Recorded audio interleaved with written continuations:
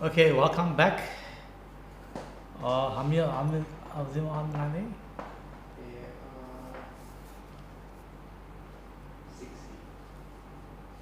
Okay, so I take it you all had a good break. The next slide that we're going to be talking on is slide number 50, and that's all about artificial intelligence.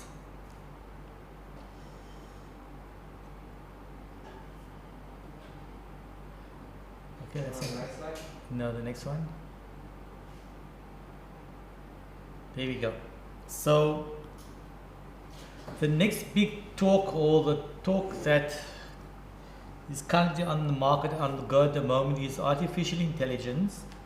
So what is artificial intelligence, students? It's about trying to let computers think and behave like human beings. So it came about in the 1950s, where someone wanted a machine that could think like a human being, but obviously that can never be possible.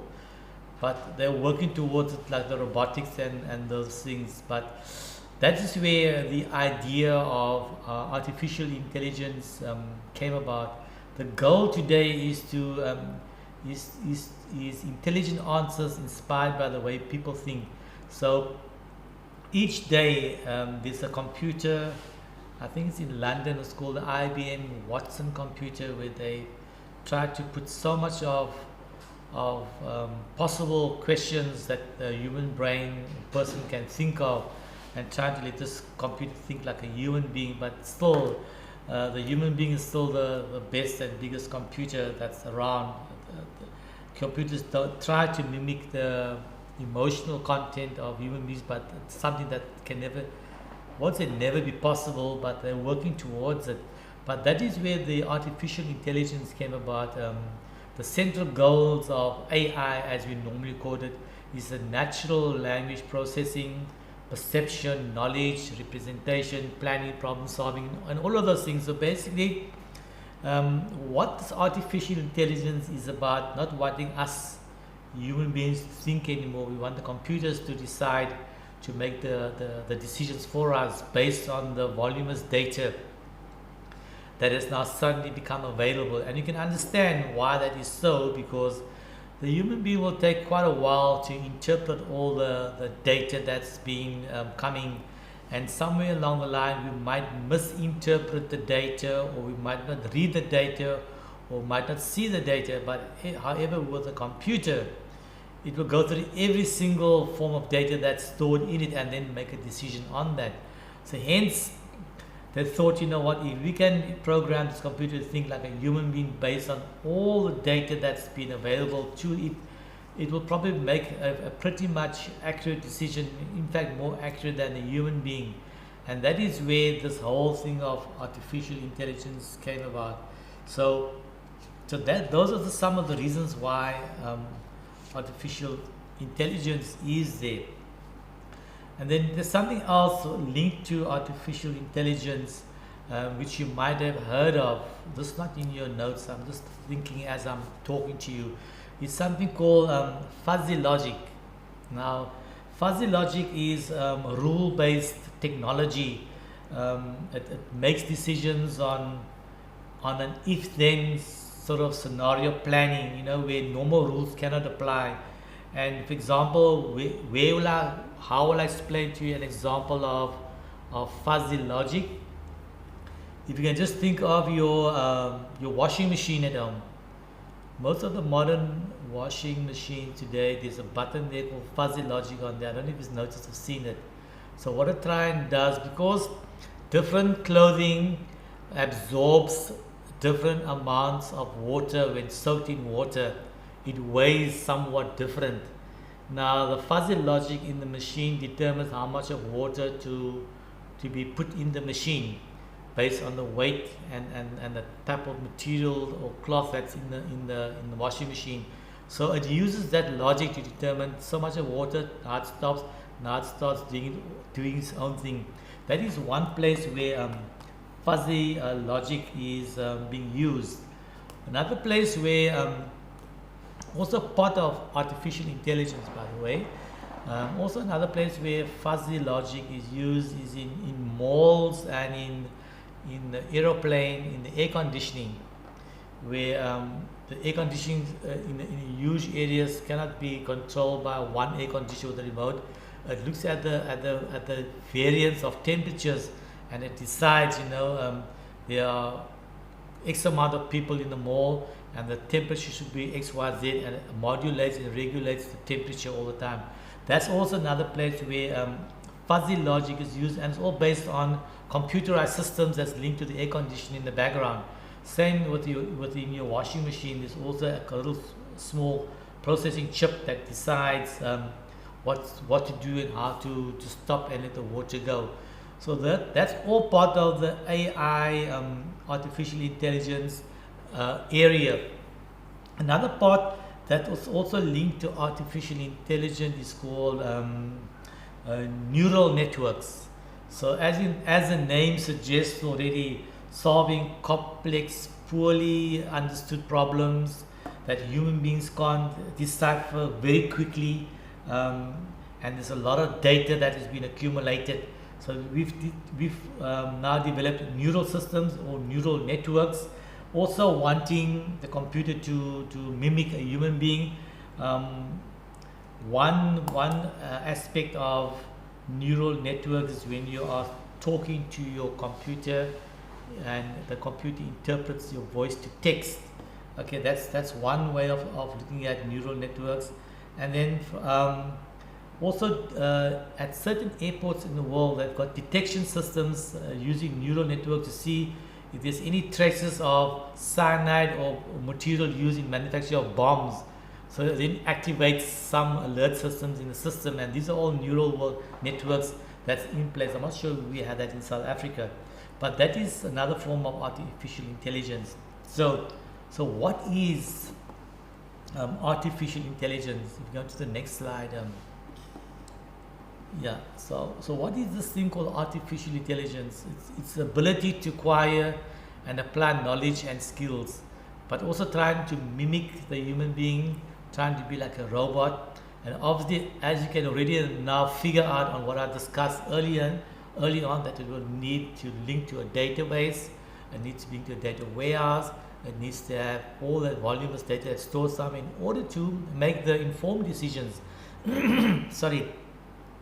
Experiences in reasoning problem, perceptions, and using languages. So this is all part of artificial intelligence. We say machines, but it's actually computers or robots. Okay, it's used, and it says in the slide, usually linked to human beings. And artificial intelligence says they're generally performed by humans. I mean the general tasks that human beings are performing, and now we want to try and put all of this and package it so that the computer or the robot starts to think like a human being. So the question is, how much do we want the robots to start acting like human beings? Because if robots start behaving like human beings, they will start to think and rethink and reconfigure themselves, and the talk of robots taking over the world is very much a reality. Okay, if they become supercomputers and super intelligent. So that is if man is now going to go this route of really developing robots to become so super intelligent that sooner or later, robots might eradicate mankind. We don't know. But certainly at the moment we do have self-healing computers that automate a lot of things. So what stops these robots from replicating themselves and doing things themselves? We are already looking at 3D printing stuff. That can print stuff. You put it to the computer and manufactures the thing. So that is this using artificial intelligence and where we are going with artificial intelligence. Slide 52. Some of the basics, the major developments in artificial intelligence. It's the neural network which I spoke about. It's using big data, because obviously the more data it has, the better it can perform. Cloud computing, everything's in the cloud nowadays, on the internet. It uses that to make sure it makes the right decision. And of course, another thing is linked to artificial intelligence, and BI is called machine learning, right? So these are all the stuff that's linked to trying to create computers that are super intelligent, highly intelligent, that will hopefully assist us to make more intelligent decisions based on the available correct information that's disposed to us. So big data, and as I said earlier, now that everything is online, everything that can be captured, we can create data, automated data. That is where the big data is coming from, because computers now are becoming, the hard drives or the storage capacity is becoming somewhat limited because of the amount of data that's been captured. So the big data is also becoming very, very big data. So it needs to be stored somewhere. And that's where BI, which is business intelligence, and AI, which is artificial intelligence, is getting all this data from to make all these decisions. And then again, advances in machine learning, which is neural networks, and many people are trying to use that so that computers mimic human beings.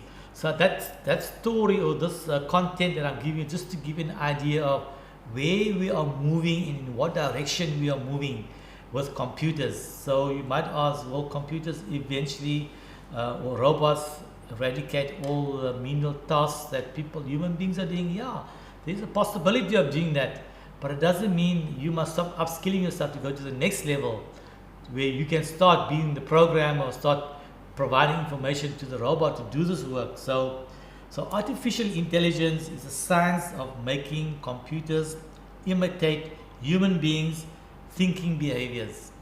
But we need to be very careful with this, because if we go overboard in this, we could get ourselves into trouble, where somewhere along the line these computers or these robots, if you make them, might become too intelligent for us and start doing things which we don't want them to do.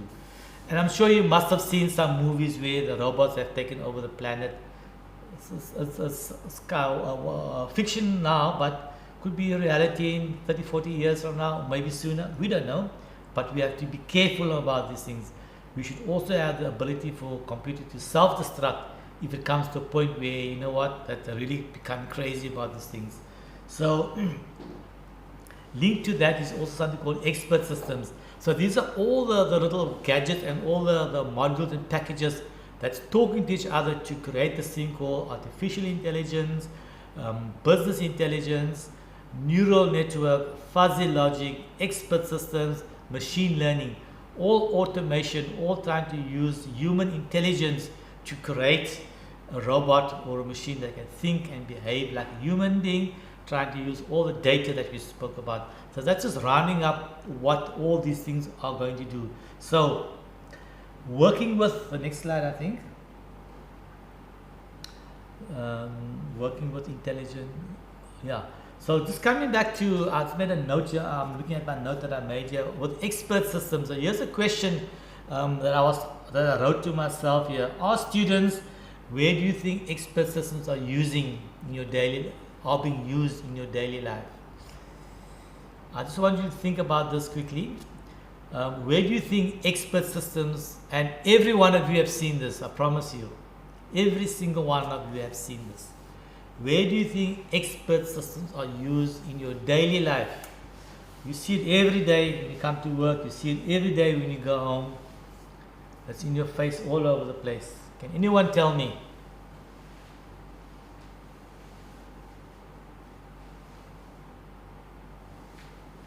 Where do you think, give me an example of where expert systems are being used. I'm asking this question just to give you an idea, to show you exactly, where and how we use expert system, and the technology behind the system and how it's being used. Anybody? Remember, there's no such thing as a wrong answer or silly answer. Can you all hear me, by the way?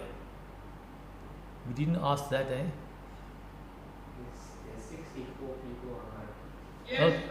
Okay, so since you answered, tell me where do you think expert systems is being used that you see every day?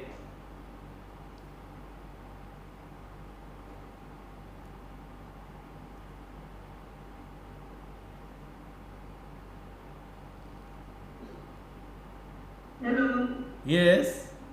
I just want to try. I'm thinking of the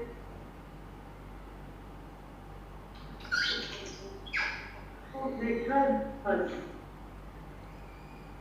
I didn't hear that. Okay. I'm thinking of the car dealers or where they attend to cars. Wherein you take the car for repairs, or if it has got something that is wrong and you don't know, they put it in a machine trying to diagnose what could be the issue. Okay. Okay, so you say that is expert systems. All right. Anybody else? Or something that you see every day? Okay, that's what you spoke about is a diagnosing tool that's been pre-programmed to look at things in a motor vehicle to see what is wrong, what needs to be repaired. Those are all on the modern vehicles, on the Mercedes-Benz, on the BMWs, and the new Toyotas, that they would plug that computer in to do some diagnosis. It could be a bit of expert system, but something more common that you see every day. All right, how about this? Let me help you. How do you think the robots work at intersections?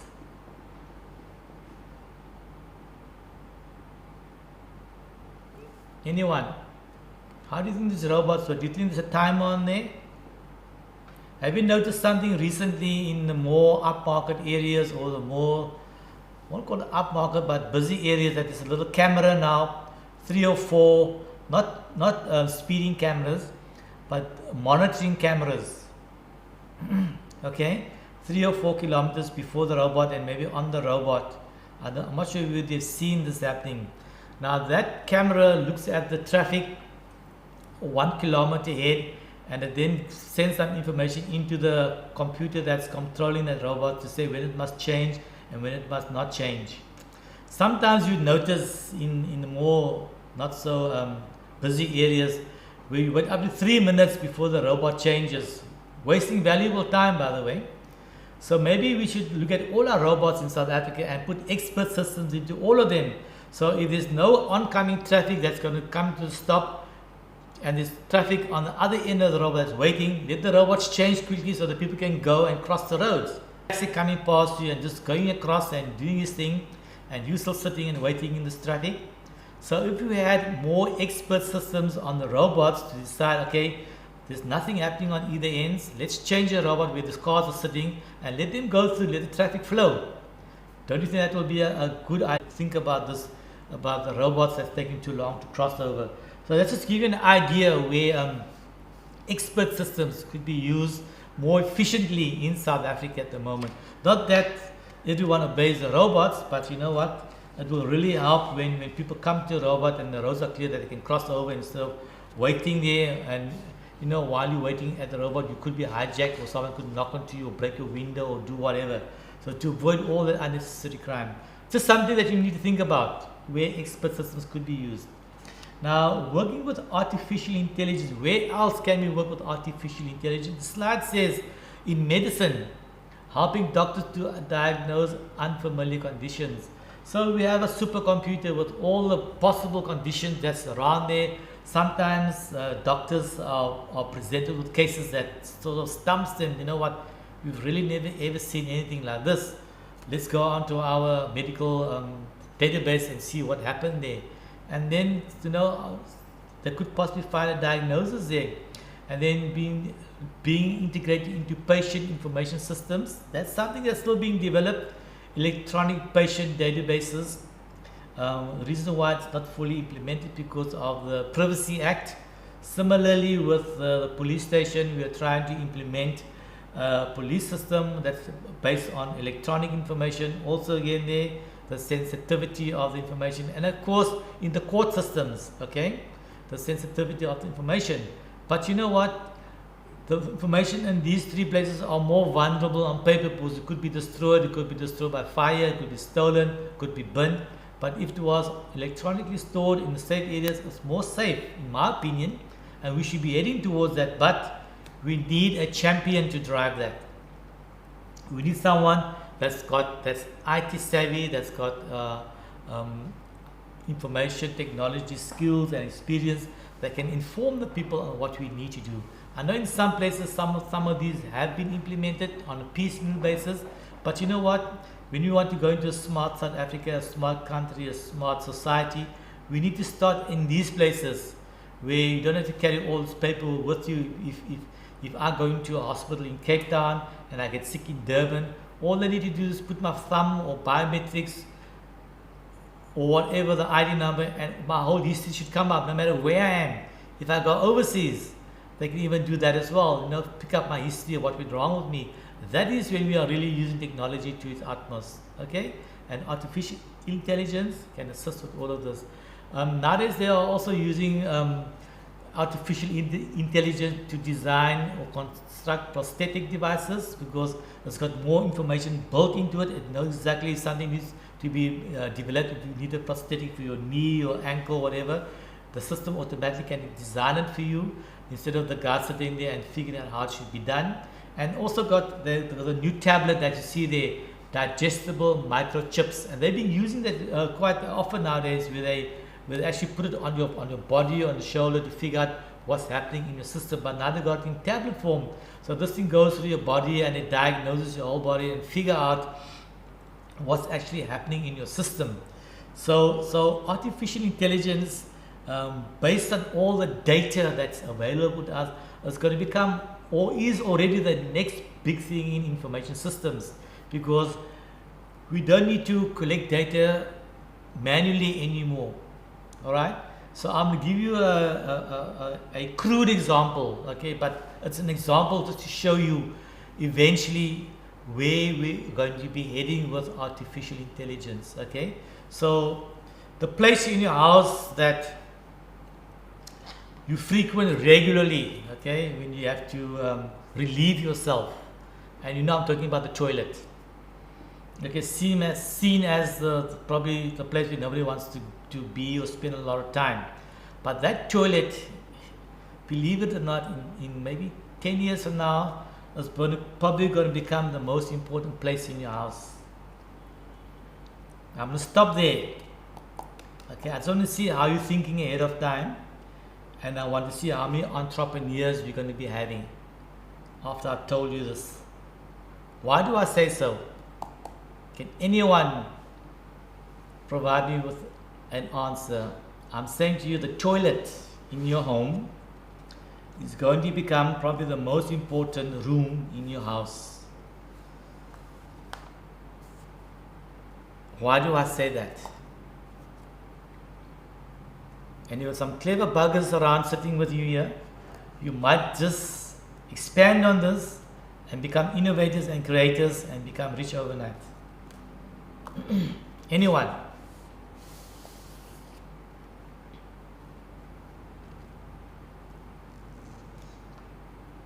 Be as creative as what you can. Can you guys hear me? Looking at the screen in front of you. Okay, go. What's the question? What is the question? The question is, I'm saying to you that in a few years from now, the toilet in your home will become the most important room in your home. Why do I say that?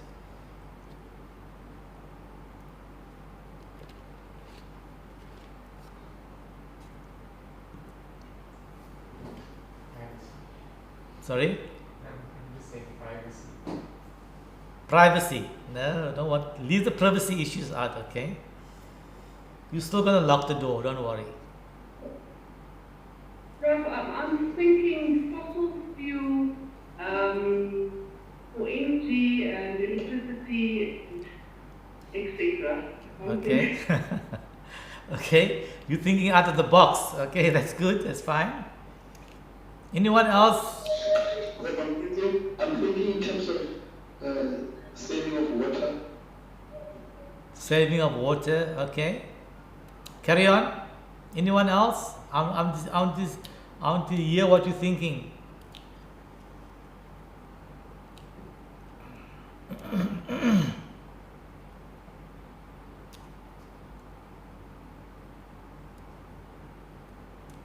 Or let's make it more easier for you. Let's say your bathroom will become the most important place in your house in years to come. Make it a bit easier for you.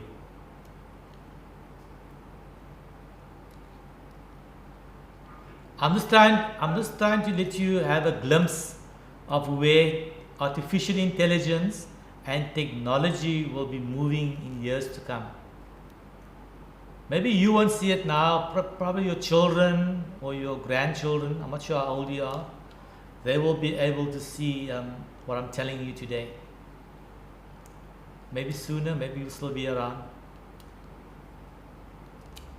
Prof, Yeah. I'm thinking of because the toilet and the restroom cannot be used without water, and water no one can live without water. Water is the most important or basic in everyone's life. So without water you cannot we cannot fight.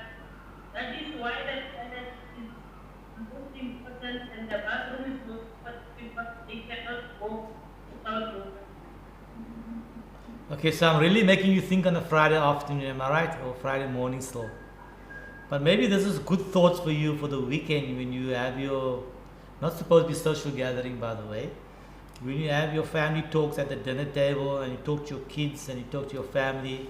You know, when you at the dinner table, you need to inspire your children, you know, what's going to happen in the future, where they see themselves, and they could be the next scientist, the next major entrepreneur that can create a change in this country and do things. So imagine this, right?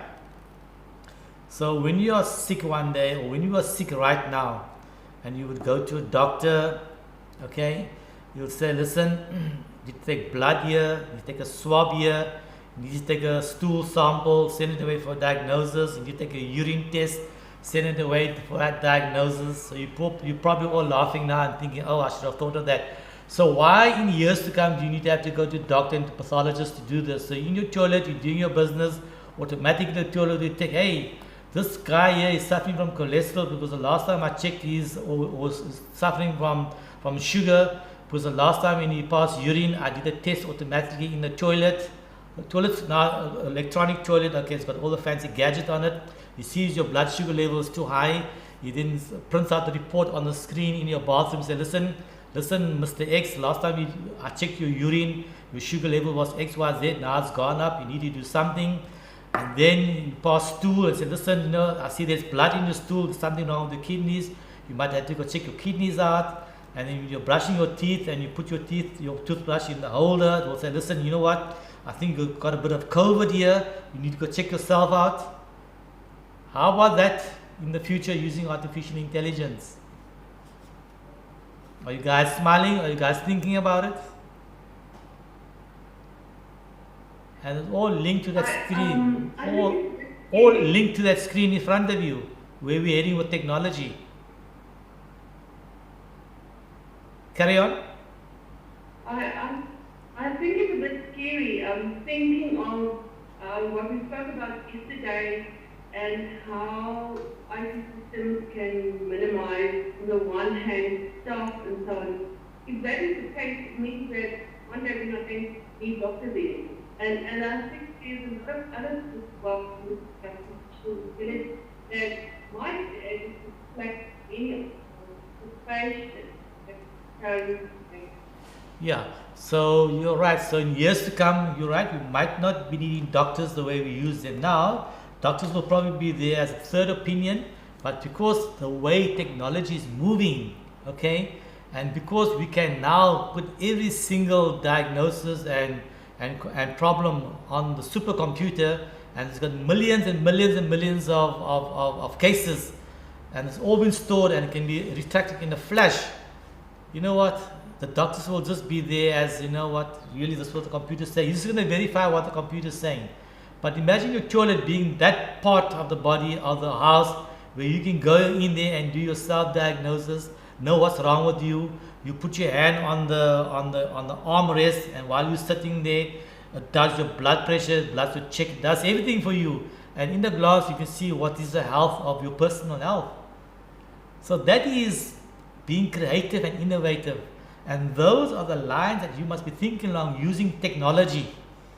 Okay? So you don't have to go to all these places and feel uncomfortable doing all these funny tests. You're going to be doing it in the comfort of your home. Hence I'm saying the bathroom is becoming so sophisticated, okay, that when you get in the shower, you'll know that your water must be 35 degrees, because that's what you can handle in the bathroom. 35 degrees, it will regulate the shower, it will also regulate the pressure. Right? So that's what I'm thinking about, that's what I'm talking about. It might sound like science fiction to you now, but it will be a reality in 10 years. So if you've got an IT brain and you're thinking along these lines, this is going to be happening. Okay? So just something for you to think about when you get home. Talk to your friends and family about it, what you've learned today, where information technology is going to be leading you. Okay, so what I'm talking about now has nothing got to do with social development and the cause that we're talking about, but at least I'm opening up your thinking on where IT is going to be taking you in years to come. And this is all linked to artificial intelligence at the end of the day, and big data. So I'm linking all of that to show you where it's going to come and how it's going to happen. Are there any other further comments that before I carry on?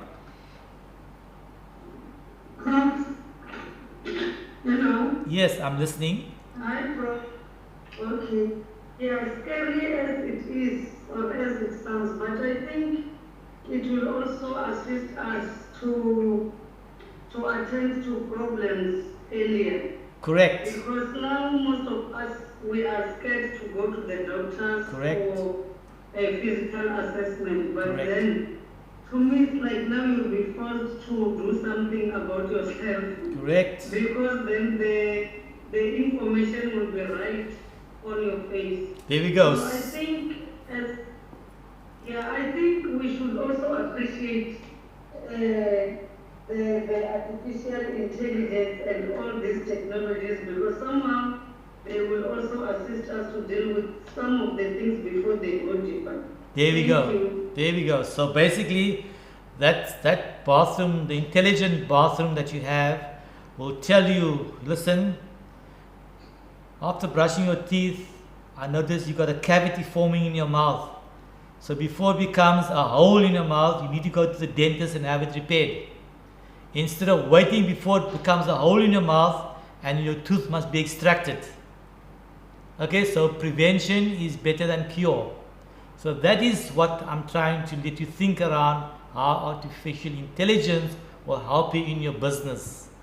Listen, don't order too many of these products, because there's a situation in the country that you might not be needing it. So cut down on the orders. Similarly, the same process in the business can be taken to your smart bathroom and toilet.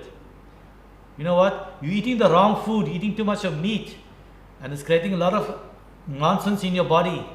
Maybe reduce on the red meat and become a vegetarian, and you might live 10 years longer. I'm just giving you a very crude example, okay? So it tells you up front, listen, obviously we all want to live forever and we all want to live healthy, but we know we can't do that. But at least when we die one day, or when we expire one day, we want to expire in good health. Okay, we don't need to die or expire with one leg missing, cancer, COVID, and that. We want to die healthy, and we want to have a good life when we are dying, okay? At least a smart bathroom and a smart toilet can help you achieve that. To inform you up front, listen, you need to attend to your health. Instead of coming at the end, landing in hospital when you might not even come out of hospital.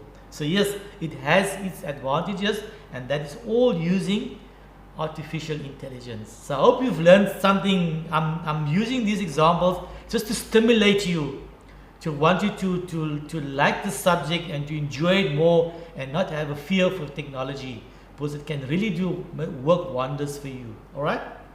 So I hope it's starting to stimulate your thinking and your creativity, and perhaps talk to your kids about this. All right. And then you might even think about the shoes that you wear. You know, the feet is the most important part of the body, right? So you're wearing a shoe every day, the wrong shoe. The shoe could have some intelligence built into it. Listen, the heel or the arch or something is wrong in your body, it sends with Bluetooth to the computer using artificial intelligence to your watch. Listen, there's something wrong. You need to do something in your body. So you can be so creative with all of these things. Just giving you ideas. All right. So the next item that we're going to talk about is BI or business intelligence. The next slide there. Okay, so as you can see, the guy there is looking at all the monitors and he's trying to figure out what's happening in his company, and he's trying to use business intelligence. So BI or business intelligence, as the name suggests, you probably know now that it really needs a lot and lots of data to make this intelligent. Okay, because it cannot just be intelligence on its own. It's got to be based on something, and the foundation of that is all the transactional stuff that's been captured, the data in the data warehouse, in the data marts, and artificial intelligence, and all the stuff to come to these sorts of conclusions. So basically, as it says there on the slide, BI refers to applications and technologies for consolidating, analyzing, and providing access to big data to make informed decisions, bringing this back to your smart toilet and to your smart shower and your smart toothbrush and basically your smart home. Can you see how business intelligence will really help you live a healthy life? Okay, not only in business. Remember, we're talking IT here to your business. IT can be spoken and be done to your home as well. So don't limit yourself. Don't put yourself in the box. This must be expandable. Okay, so your new home that you're building now, make sure you got Wi-Fi in all the rooms. Make sure you got fiber optic in all the rooms. Because sooner or later you're going to be installing these things in your rooms. Okay, so I'm giving you ideas now already. BI can be used in your home as well. Alright, so if you know that your child is coming home and spending X amount of hours on TV, you can tell her, you know what, if you're going to be spending more hours watching TV, by the end of the year you won't be passing your matric, or you won't be passing your whichever class you are in, because based on the business intelligence, you're not spending enough time doing your schoolwork but doing other things. And tell them, I'm not saying this because I want to say it, the computers are helping me make these decisions. So I'm guiding you to ensure that you pass every single subject. Simple thing like that, using BI. Okay, it sounds frightening, but that is where it's going to be heading towards. So business intelligence, using lots of information, lots of data to ensure that we make correct, expert decisions. Right? So it is frightening, but you know what? You must be able to embrace technology and make sure that it helps you to make better decisions and helps you become a better person. Any questions on BI?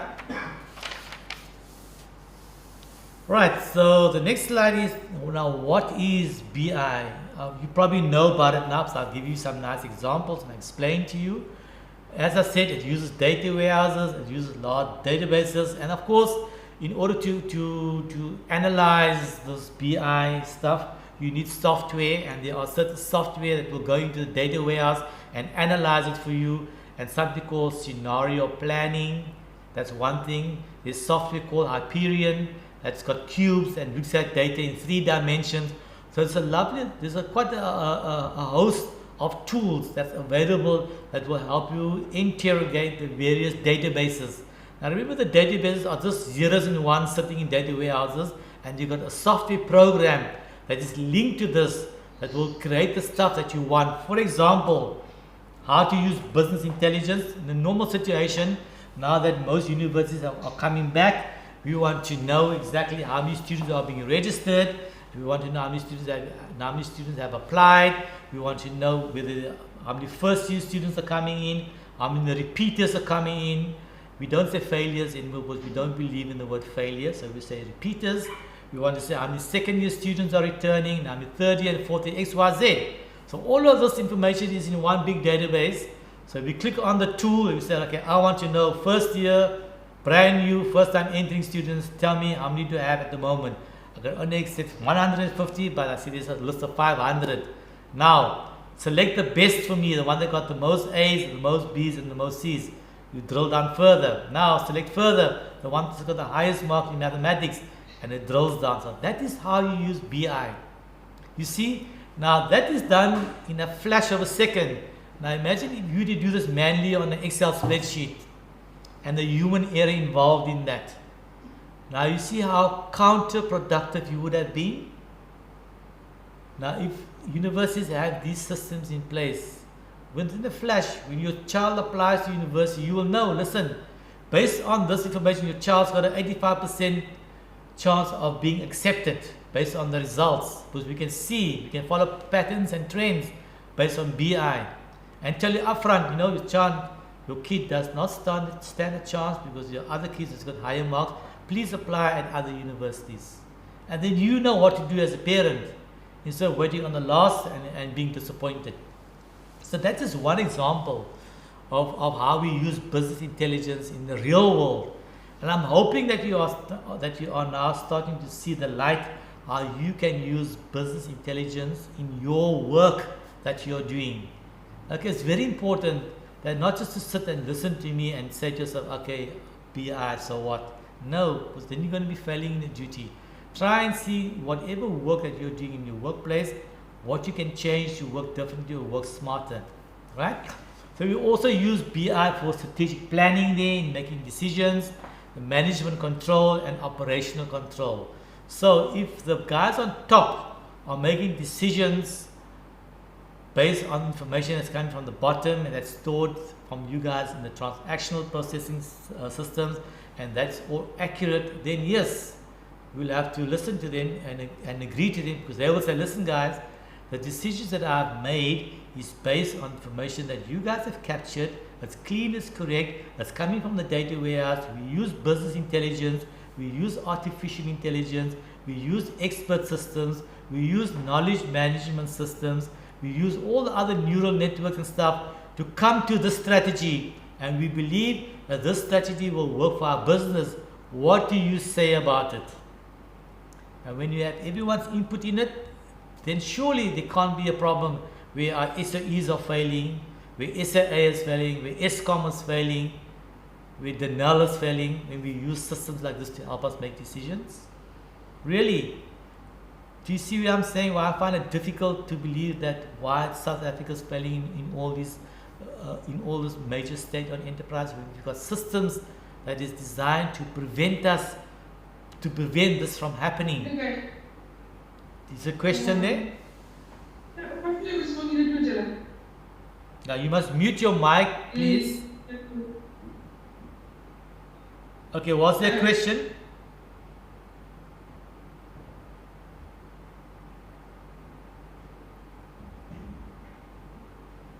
No, okay, there's no question. So basically BI will try and collect all the data, as I said earlier on, into one single repository, and then you will have some person sitting there, an analyst, and normally call him an analyst, sitting there and creating all the nice reports and creating all the scenario planning, what could go wrong, what could work, what should be the way for the direction of the company. And that is how the health status of your company will be in check all the time, and should something go wrong, it will be reflected on the next screen, which is let's go to the next screen, which is probably the dashboard. Okay, so here's a nice screen which just gives you a diagrammatical sense of what your BI looks like. Again, at the bottom, the foundation, what do you see? Transactional database, you collecting, capturing the data. That is wrong, everything else above is wrong. And then we got ETL, extract, load and transform. That's a program that will do that, puts it into the data warehouse, so to ensure that the data warehouse has got clean, correct, proper data that's sitting there. And from there we use business intelligence tools, performance management tools, enterprise reporting, data mining, BI, AI, and all the other fancy stuff to interrogate this. And then this is all done in a database, and it replies. When you click on a few buttons, whatever dashboard you have, you'll get the responses on your screen. So business intelligence is basically there to help you make sense of the huge voluminous amounts of data that the human brain struggles to analyze. And hence we have computers, supercomputers, very, very fast computers to help us understand what the data is telling us. And we have these tools, we need to make use of it. That's just giving you a nice diagrammatical or visual presentation of what BI is all about. Okay, the next screen.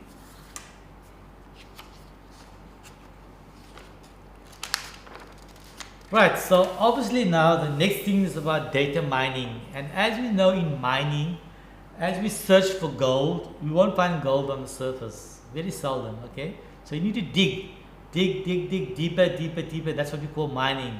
Same with data, okay? Because but we're not digging, okay? The term digging here refers to the voluminous amount of data that we have.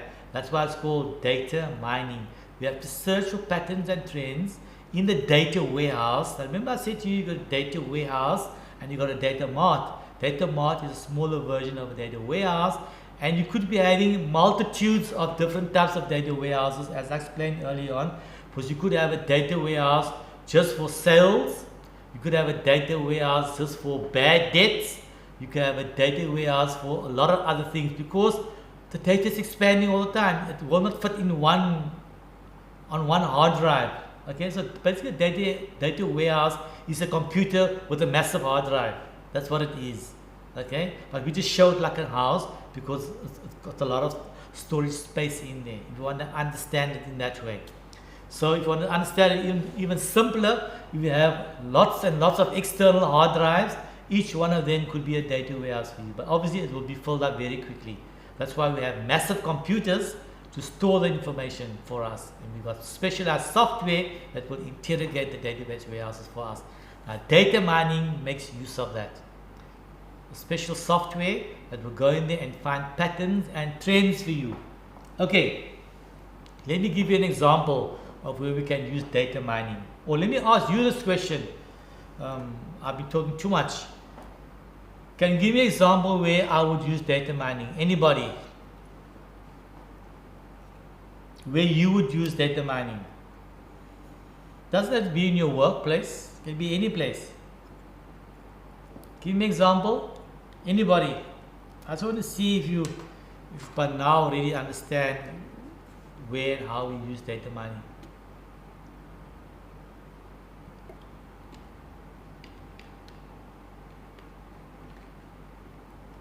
Come along. I know it's still early in the morning. You can't be tired yet. Where will you use data mining? Before I give you an example.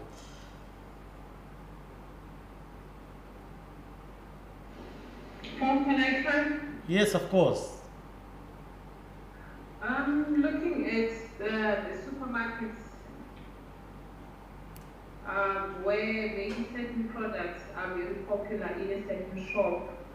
So in a particular store or particular brand, if a certain product is very popular, there may be more demand. So depending on how much usage and how much demand, for instance, that particular product is, it may vary from one store to another because of the customer trends.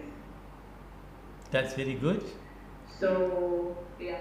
And then in terms of stock availability and where maybe it's needed the most compared to where it's not, maybe the very same brand, ShopRite, if I may use them for example, in a certain branch, you may have certain products that may not necessarily be found in another one because there's less demand, something like that. Okay, that's very good idea, very good example. Anyone else an example of data mining?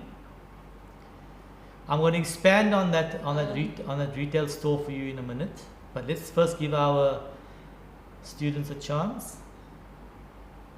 Yes, Prof. I think in the economic sector as well. Yeah. Where one can mine or go through the data to determine which shares are doing well, so that you can buy shares that are performing are well. doing well in the market, Yeah. and also it can also affect the rates, I think. That's correct. Yes, you could use it there. But are you doing it, or are you just telling me about it? Now that you know how we can use data mining, I hope you're going to be using that. So yes, that's very good. It's nice telling me about it, but at the end of the day, you need to actually start doing that now that you know the power of technology. Okay, so you need to have the dashboards on your laptop or your phone or whichever device you're using, so you can actually, you don't have to work until you're that old and you're retiring. If you use systems carefully, if you've got shares out there, if you've got investments, you've got money out there that's sitting in certain markets, you must watch it very carefully, because you must take it out there and put it here and see where you can make your money grow for you, make your money work for you. And you don't have to struggle and work like this, for the government for so many years and just retire on your pension fund if there's going to be any money left. Okay, so your money that you had invested, use information technology and see how you can move it around to create the best value for yourself. That's very important. Pradeep, Dr. Brijala must have told you about this as well during his lectures. You might not have used technology, but he's probably informed you that you must let your money work for you, so that you can get the best return on investment on your money. But here is an example. Data mining can be done. BI can be used, artificial intelligence can be used to make your money grow for you. So coming back to the first student, just to elaborate on how we use data mining in a retail store. And earlier on I mentioned, sometimes when you go into a retail store and the human brain is a strange computer. It knows that when you get into the store, that if you want to buy certain things, you must go to aisle number 5. And in aisle number 5 you will find your eggs, for example, and you go straight to that aisle. And sometimes you're coming home from work and you're rushing to get home to make supper and you need eggs. You go straight to the aisle. But on a certain day you're rushing and it's raining and the kids are hungry at home, and you come to aisle number 5, you find there's dog food in that aisle, and you get so frustrated, you start swearing and screaming at yourself. Now, why did this silly retailer change the layout of the store again? What did he do? What's he thinking about? Does he not know I'm in a hurry and I'm here to buy this item that's supposed to be here? I'm sure most of you experience this, am I right? When you get to a store and the item's not there where it normally is. So why do you think they do this, right? So based on the sales that the store has accumulated, and the sales is coming from each time you scan the item, the system knows, it keeps a history of all the items that's been scanned. Okay, so it tells the retailer, listen, this particular item is selling well, but you know what, it's in a place right at the back of the store, but yet it's selling well. Maybe if you bring it a bit closer to something else, it can push up our sales, and there's less distance for a customer to find this product. So let's move this product to a place where it's more conducive and more easy for her to find, so she can get it straight away and she'll see it straight away, and we'll cross merchandise it with something else. Okay, so this particular retailer looks at, for example, he wants to see how's the sale of eggs doing in his store. Taking a random example, he wants to know, you know what, let me just see, I want to see how's my egg sales are doing. Someone wants to say something? Okay, so while he's looking for his data mining now, okay, and he's searching and he's playing with scenarios and he's looking for eggs, medium, large, small, eggs from different suppliers. But as he's looking for eggs, he's seeing bacon is coming up as well. So why do you think he's seeing bacon coming up as well? Can anybody tell me that? He's searching for eggs because his interest is in eggs, and he knows that there's going to be a problem soon because there's avian flu and maybe the chickens won't be producing enough eggs. So he just wants to pre-plan to make sure that his eggs are merchandised properly at the right price. But while he's searching data mining, he's looking at eggs, and every time he puts eggs medium, he sees bacon coming in, eggs small, he sees some bacon coming up. And he's wondering now, what is this? Why is this happening? Can you perhaps tell me if you were a retailer?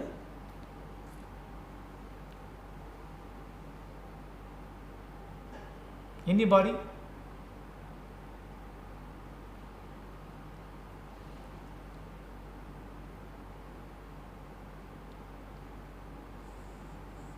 So now when you go into a retail store, really think about this.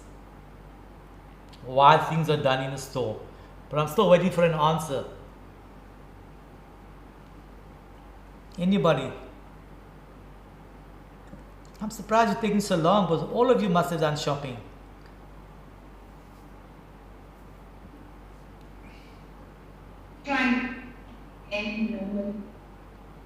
Okay, I didn't hear what you were saying.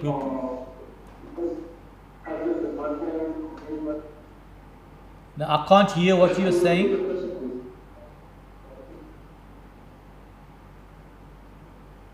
Can you just repeat yourself, whoever's talking?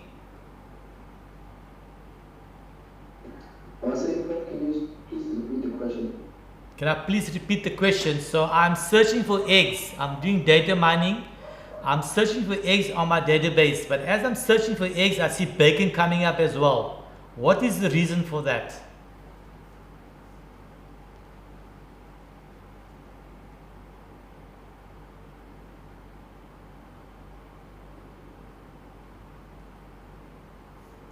The two products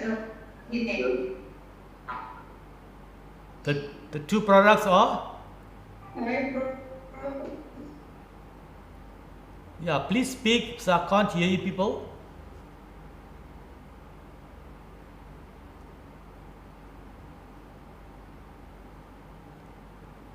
Can you please repeat yourself? Yes, it's because most of the time, when they eat eggs or when they fry eggs, it goes hand in hand with bacon, most of the customers. So they will advertise anything that is related to the product that you are looking for. If you are looking for eggs, they will also pop in bacon, probably, and other stuff like milk or sausages. Okay, there was a gentleman that wanted to reply as well. Let's hear what he has to say.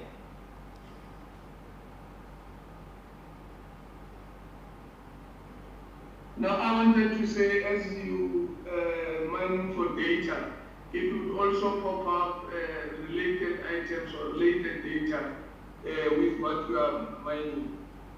Okay, so that is, both of you are correct. So basically he was looking for eggs, and as he was looking for eggs, he saw bacon coming up.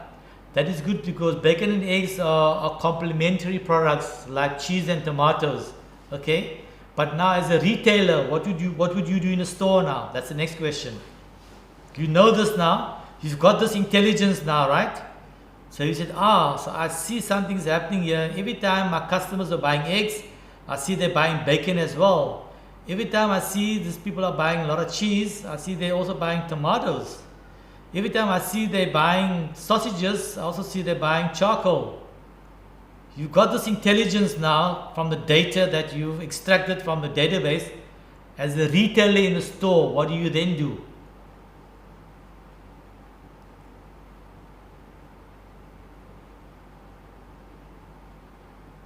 Anybody? Remember, it's one thing to have the data in front of you or the information in front of you. That's the one thing. This is a knowledge part of it. Remember, you've got data, you've got the information, now you've got the knowledge, now you've got the data which you punch in, you've got the information now of the data that you found. Now I'm coming to the knowledgeable part of it. What you're going to do with it now? You've got an informed decision that people are buying eggs and they're buying bacon, people are buying cheese and they're buying tomatoes, people are buying sausages and they're buying charcoal, known as complementary products. Now, what do you do with that information. Okay, Brooke, the other thing that you can do is to match the stock to ensure that if the people bring you cheese and bacon, you must make sure that those products are adequately available in stores. Right, there we go. So now the knowledgeable part comes in. Now that you as a retailer, you know that these products complement each other. So when you have eggs, so naturally if you can put the bacon next to it, because naturally thinking is, if you're buying eggs, the customer say, I'm buying eggs, so I'll take bacon as well. Even though she's got the whole fridge full of bacon at home, she doesn't probably know that, okay? But because there's eggs there, she said, okay, I need the bacon, I'll buy it. For the customers, it'll be a bit of a problem, because she's got a fridge full of bacon. But for the retail, it's money in the till. Same with cheese and tomatoes. The guy said, listen, I'm buying so much, I'm buying cheese, but yes, I need tomatoes as well. But at home, he's got a whole fridge full of tomatoes. So impulsively, you will buy the tomatoes. That's a psychological aspect of when you're walking into the store, that when you want to go to a store to buy 3 products, you come home with a trolley full of unwarranted products. And when that happens to you, think back and say, you know what, I've been psychologically tricked in the store. And if that has happened to you, it means that the retailer is doing a splendid job in the store, because you've bought unwarranted products and he's got money in his store. Okay, so that is the psychology in stores. Be very careful when you go to stores. Don't buy products, because that is why the store layout changes all the time, because he knows how you walk in the store. For example, bread. Everybody buys bread. Do you think bread is right in front by the tills? Have you ever wondered why it's not right in front by the tills? No. He puts the bread right at the back of the store. You know why? Because he wants you to walk past that sweets.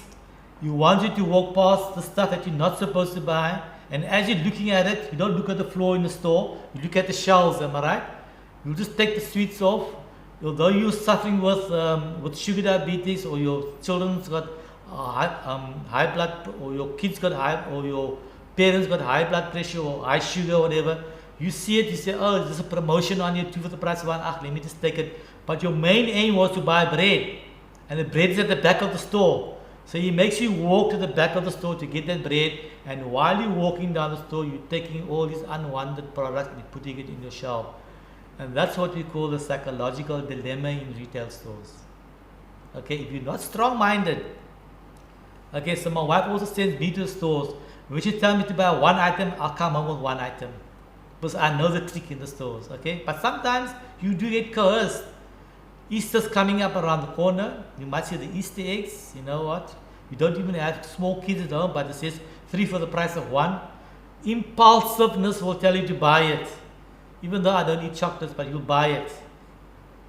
Somebody will come to the house, will give it to the kids. And that is how the stores trick people into buying things that they don't want. How do they do that? We come back to data mining. So you see the power of data mining in a retail store. Not only in the grocery store, in the clothing store as well.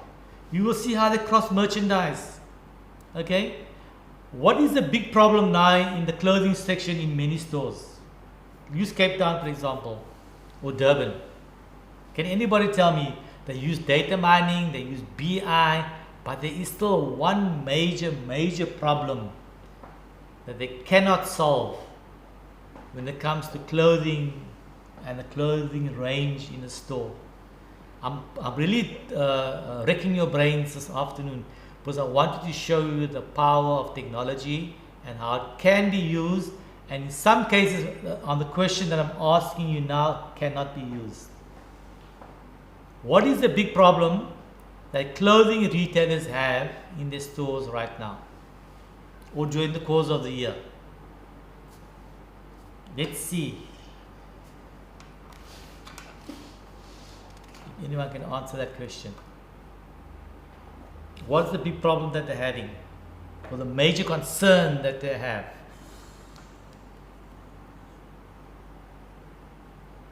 Could it be getting rid of the stock from maybe coming from summer range to winter, so that there's enough space to sell the winter stock as the season changes. That could be one issue, but in order for them to get rid of the stock, they can either have a bulk sale, or they can sell it to a small SME as a bulk, or they can keep it again if the style is still good for the following year. They could do that, but it is an issue. But that's one of the problems. But there's something else that I'm after. Carry on. Anyone else? What is the major problem that retail stores, specifically clothing retail stores, have, even though they have all the information technology systems in place, that they are still struggling with? Look at the Woolworths clothing, look at the Pick and Pay clothing, look at all the other clothing stores, Zara, what else is there? I don't know, there's so many clothing stores. What problem do they have, or what is the big thing that they cannot put their finger on?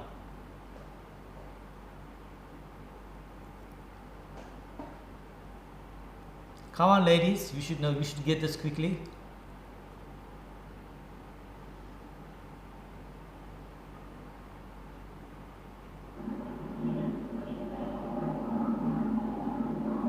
Prof, is it not safe maybe shortage of stock? Shortage of stock? Is that what you said? I didn't quite hear you because there was a car in the background that caused a disturbance. I'm saying shortage of stock maybe as a result of theft or fraud. Could be. Anyone else? There's 255 of you in a classroom here. I'm sure some of you must be having some answers as well. Prof, I also think it's because of online purchasing. Remember, not most people are using technology, or rather trust it. So it might be an issue. Yes, they have things in place of online purchasing, but it depends on the individuals. We do not trust online purchasing because it needs personal information that we are not trusting to actually expose our private information in terms of banking. Okay. Anyone else? I'll take one more, then I'll try and see if I can help you with an answer. From the guys? Carry on. Yep. I think in the current situation, maybe the focus also has changed. People are now no longer buying clothes, they're focusing more on getting food that will keep their health in good condition. So the focus now is on healthy food and this other stuff and clothes themselves. Okay. Anyone else want to try? Yes, I want to say it's penetrating a lot in the clothing retailer, which, for my understanding, they are selling clothes at a lesser price as compared to our shoes and our Woolworth type of. Okay, you broke up there. Okay, the next person. Yes, I wanted to say the same thing, that competition with Chinese production of copying Zara, Gucci, and all those expensive products, labels, but they do almost the same thing at a cheaper price. Okay. So these expensive retailers are losing customers because of cheaper copied designs by China. All right, so let me help you here. So the question was, what is the biggest problem that clothing retailers are facing, irrespective of all the powerful systems that they have in place to help them with their clothing range in their stores? So all the answers that you have given me would have been included in the supply chain management systems, the various competitors that they have, the various production lines that they have, and all of those things could have been answered using technological systems, right? So, for example, if the sizes are not right, if he knows, for example, that women's dress sizes now, because of COVID-19, I'm not saying women, I mustn't be sexist here. Let's say clothing in general, the sizes have dropped because people are not eating as much as what they're supposed to be eating during COVID times. So a person that normally fit into I don't know what sizes work. Let's say a size medium shirt. Now the shirt is too big for him, and now fits in a small shirt. So the size medium shirts are not selling because people are now more skinnier and slimmer because they're eating more healthy. So the system, the BI system and the artificial intelligence system will tell him, listen, your sizes that you're ordering are not right. You need to order this sizes. So he'll send off the sizes to the manufacturers, and the manufacturer will manufacture the sizes for him, and he gets the right size on the shelf. The same thing, he will say, you know what, the ladies' dresses now, the style now is not mini skirts anymore, it's long dresses, because ladies are now conscious about their legs, for example, and we need to have long dresses, and he often goes to the supplier, and the supplier makes long dresses. But still, there's one problem that he cannot put his finger on. And this is what I was trying to do, you think out of the box. And the reason why I want you to think like this is because there are certain cases where information technology cannot help you. And I was trying to find out if you can figure out in which cases technology will not be able to help you. So let's say you all know, okay, listen carefully to this. We all know that we are having the climate conditions have changed. The weather patterns have changed. So in order for the retailer to have his summer range on the floor from December to March, he needs to know exactly from December to March, I must have my summer range on the floor, and all the summer clothing must be on the floor. But because of the weather conditions and climate change, summer doesn't come in December. Suddenly we've got winter right up to December, and here the poor retailers got summer clothing that is putting on the floor in December. Now, who in the right mind goes into December to buy summer clothing when we're still in the heart of winter? Do you understand where I'm coming from? Similarly, winter in South Africa is normally from June, July, August, September. But coming June, we're still having very hot weather. Now the retailer puts winter clothing in June, but it's still the heart of summer. And now when you come into the store, you want to buy a shirt or a sleeveless dress or a thin dress, but you're seeing winter clothing. You're not going to buy it because you're not in winter. The weather's saying summer. So that is the one thing that IT systems, you cannot pre-plan that. So what I'm trying to tell you, there are certain conditions, environmental factors that has an impact on information systems, which throws out the whole procurement process of putting clothing into the store. Okay, did you learn something about that today? Yes, that's why sometimes when you go into a store and you look at the clothing range, you say, but hang on, we're in summer now. You think you're in summer, but you're so pre-programmed that in South Africa we've got 4 seasons, and you know January, November, December, January, February, those are the hottest months and must be summer clothing in the store. February, March, April, May, June, you know, it's winter clothes. You program already on the seasons of the year, and that's the type of quality of clothing you want to see in the store.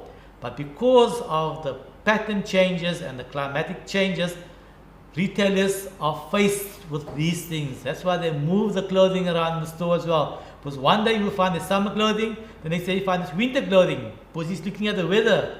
He wants you to come in and buy the clothing that's pertaining to the seasons. Okay, so that is the one instance when IT and data mining cannot help the retailer. All right, so just something that I want you to think about, that sometimes systems cannot give you all the answers that you want, and this is where the knowledge comes in. And beyond knowledge, you've got something else called wisdom. Okay, now if he's an elderly gentleman that has been in the industry for many, many years, here his wisdom kicks in and say, you know what, I'm looking at this weather patterns here. I don't think I'll be ordering summer clothing now already because the weather's telling me we're still going to have winter for 2 or 3 months. So I'll keep my winter stock on the floor. But not all retailers have merchandisers or store managers that have that wisdom. Okay? Just thought I'll mention that to you. I hope it helps. Right, the next slide, slide number 58.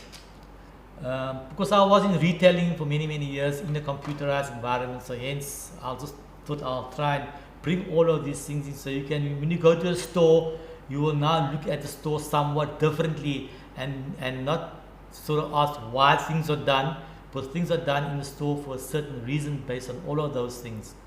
So the business intelligence applications for data analysis, a long heading there, and we spoke about data mining, and we spoke about what data management is all about, selecting, exploring, modeling, and basically looking at large amount of data and trying to make sense of it. But again, as I explained about the seasons, sometimes it will tell you, yes, buy the winter clothing, but you, because of your wisdom, you will say, no, I'm not buying the winter clothing because we're still in the heart of summer. So sometimes the data mining might not be able to assist you, but then, as I explained, the wisdom comes in. Right, the next screen is another dashboard that we use for your digital dashboard, for your BI, for artificial intelligence. And as I explained earlier, this is another view. I just wanted to show you a different view of what a dashboard looks like, because you can have different dashboards. You can have it the way it looks there, you can have it in graphs, you can have it in a pie chart, you can have it in different formats. But at the end of the day, it's all telling you about how healthy your business is. Now imagine you have this dashboard in your smart bathroom. Okay? So as you walk into your bathroom, the first few towels, you don't know it's a scale. It's measuring your weight. Okay? Unintentionally it measures your weight and it picks up your weight and it comes up on the wall. Hey, yesterday you were 65, today you're 69. What happened? Okay, we went to a party last night. We had 4 kgs. So you want to see that dashboard there. Okay, I'm making crazy comments, but I'm trying to explain the concept of how digital dashboards can assist us in our smart home and in our smart business. And that just gives you one view looking at it at a glance. If your scale says you're in the red and your average weight is supposed to be 60, then you need to do something, right? Either exercise more or watch what you're eating. All right? So that is where we're heading with technology. It provides, as the slide says, a rapid access to information immediately. When you walk into your bathroom, immediately you want to know, hey, I overate last time, let me see what I'm weighing today. In your store, you know what, we had a big Black Friday sale yesterday. Today is Saturday, let me see what the sales look like. At a glance, you want to see it so you can make decisions. Otherwise, your competitor out there will have the same systems and he will change things in his store. So you must be at the pulse of technology at all times. And that dashboard there provides you that access to ensure that you are remaining competitive, that your business remains afloat, that you've got a constant income of people in your store, of feet in your store, of cash in your store. Well, that is what you want, okay? It's also very user-friendly. It's not complicated. It tells you exactly where you're going wrong. Green is good, red is bad, yellow is in between, and you can figure out exactly what you need to do in your business. So that's just another slideshow or visual graph showing you what your dashboard would look like. We'll go to the next slide. So some of the advantages of databases, as we know, the data is growing exponentially on a daily basis, and we save that data. By the way, just a rule of thumb, data is valid, they say data is valid for 90 days or 90% of 90 days after it's been received if you don't use it. Okay, so within 90 days, if you don't use that data, it actually becomes obsolete. But they can use it for historical projections and what happened in the past. It's called the 1990 principle. Just write that down somewhere. I might be explaining it a bit differently, but I think 90% of the data is valid for 90 days. There we go. But it cannot be determined redundant, because you can use it to follow a pattern and trend of what happened in the past. There we go. Okay. So some of the advantages, as you can see here, for databases are managing large data efficiently. Of course, we know that. Information sharing, you know what's happening with information. Data integrity, of course, you can only make good decisions if you put in good data. Data centralization, now you've got the extranet, everyone is using the data efficiently. And of course, the various pictures there on the side is telling you can split your database into audio, music, text, numbers, or whatever you want to, because of the volume of the huge volumes of data that you are receiving.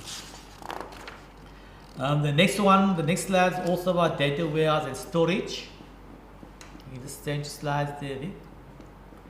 Okay, this also gives you a nice idea of how the data warehouse is broken up. I just thought I'll put these slides here to show you exactly what the data warehouse, what it can be used for, and how you can interrogate the data warehouse, and what sort of stuff you can get out of it. This is just for informational purposes. There's no real further explanation of this. Just to show you can have a supplier database, you can have a customer database, and you can have a billing database, all split in different things, doing different things for you.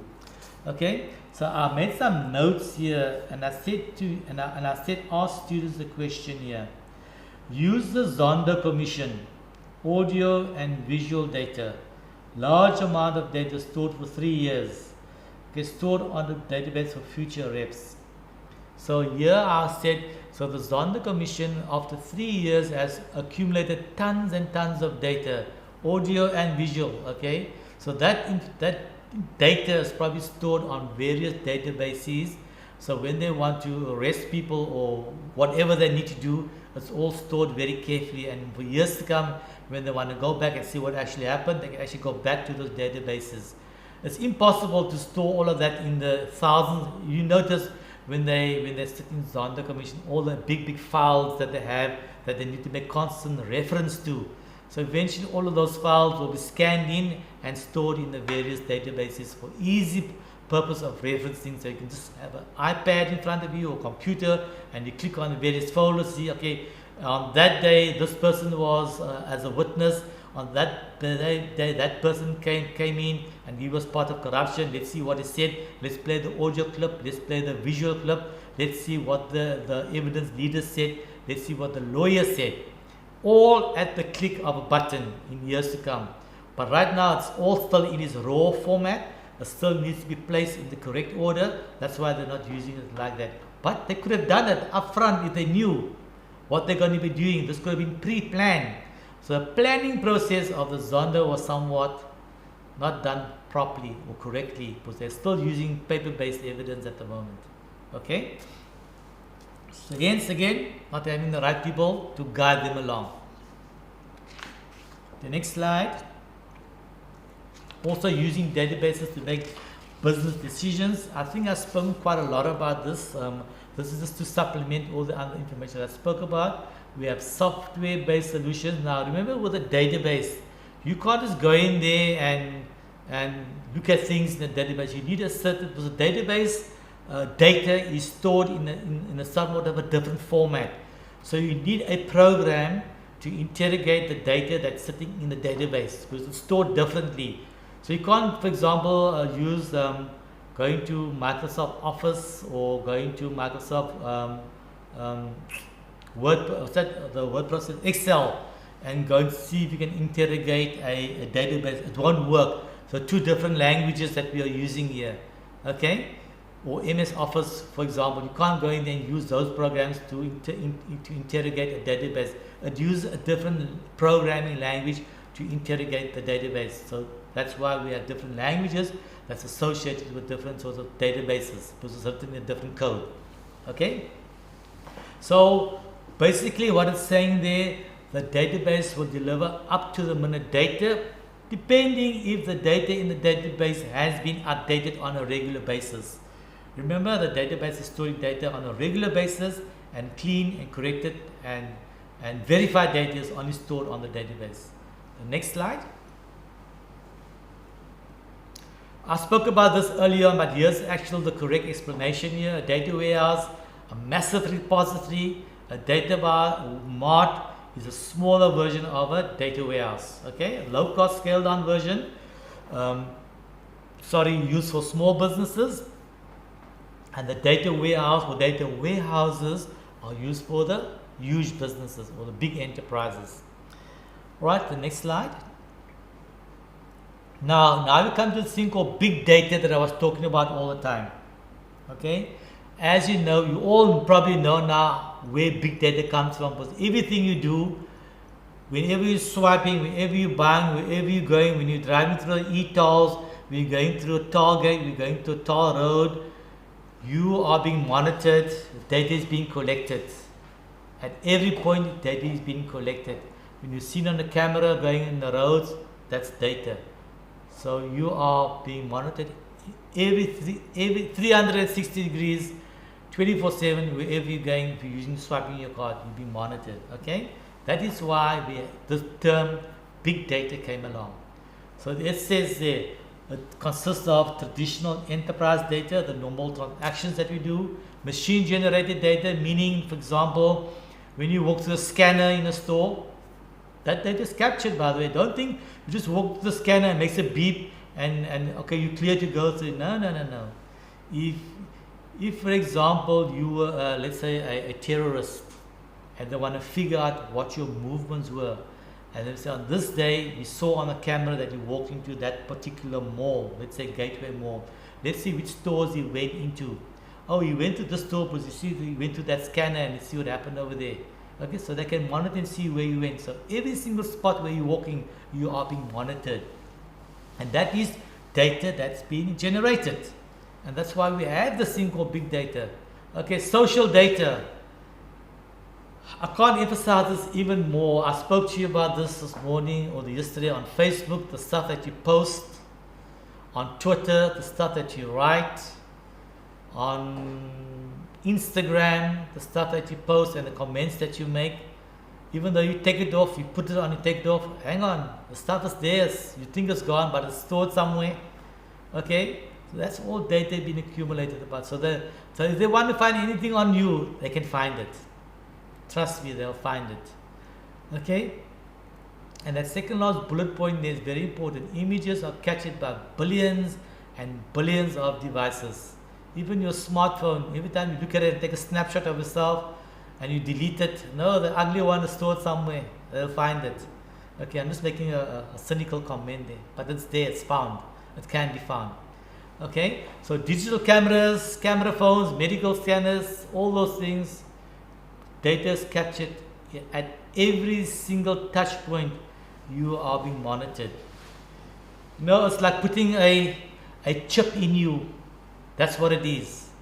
Just that the chip is not installed in you.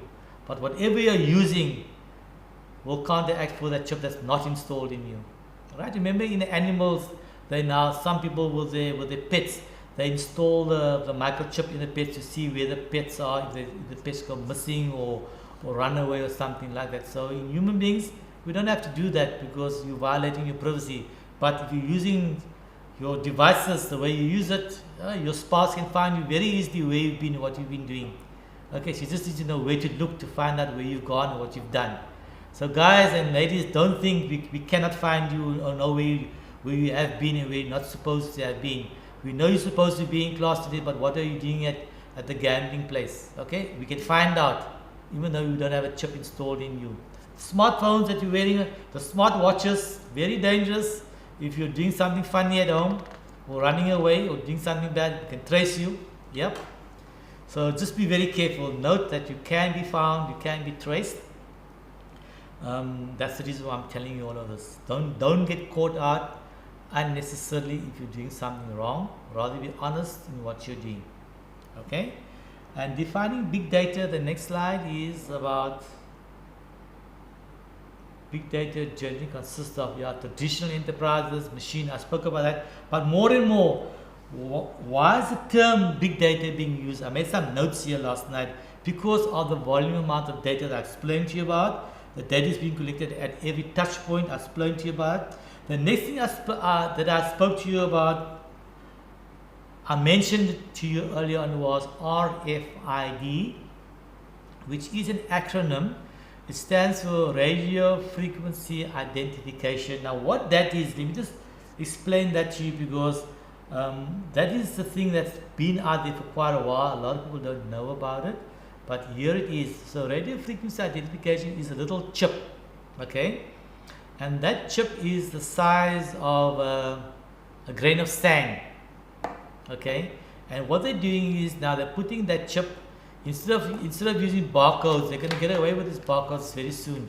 They're going to put that chip on every single item, and that chip, or the RFID chip, emits a signal, and in the store there will be transponders which picks up that signal, and it can change the price automatically. And this, in some stores we have electronic price tags, but that will also disappear again in a few years.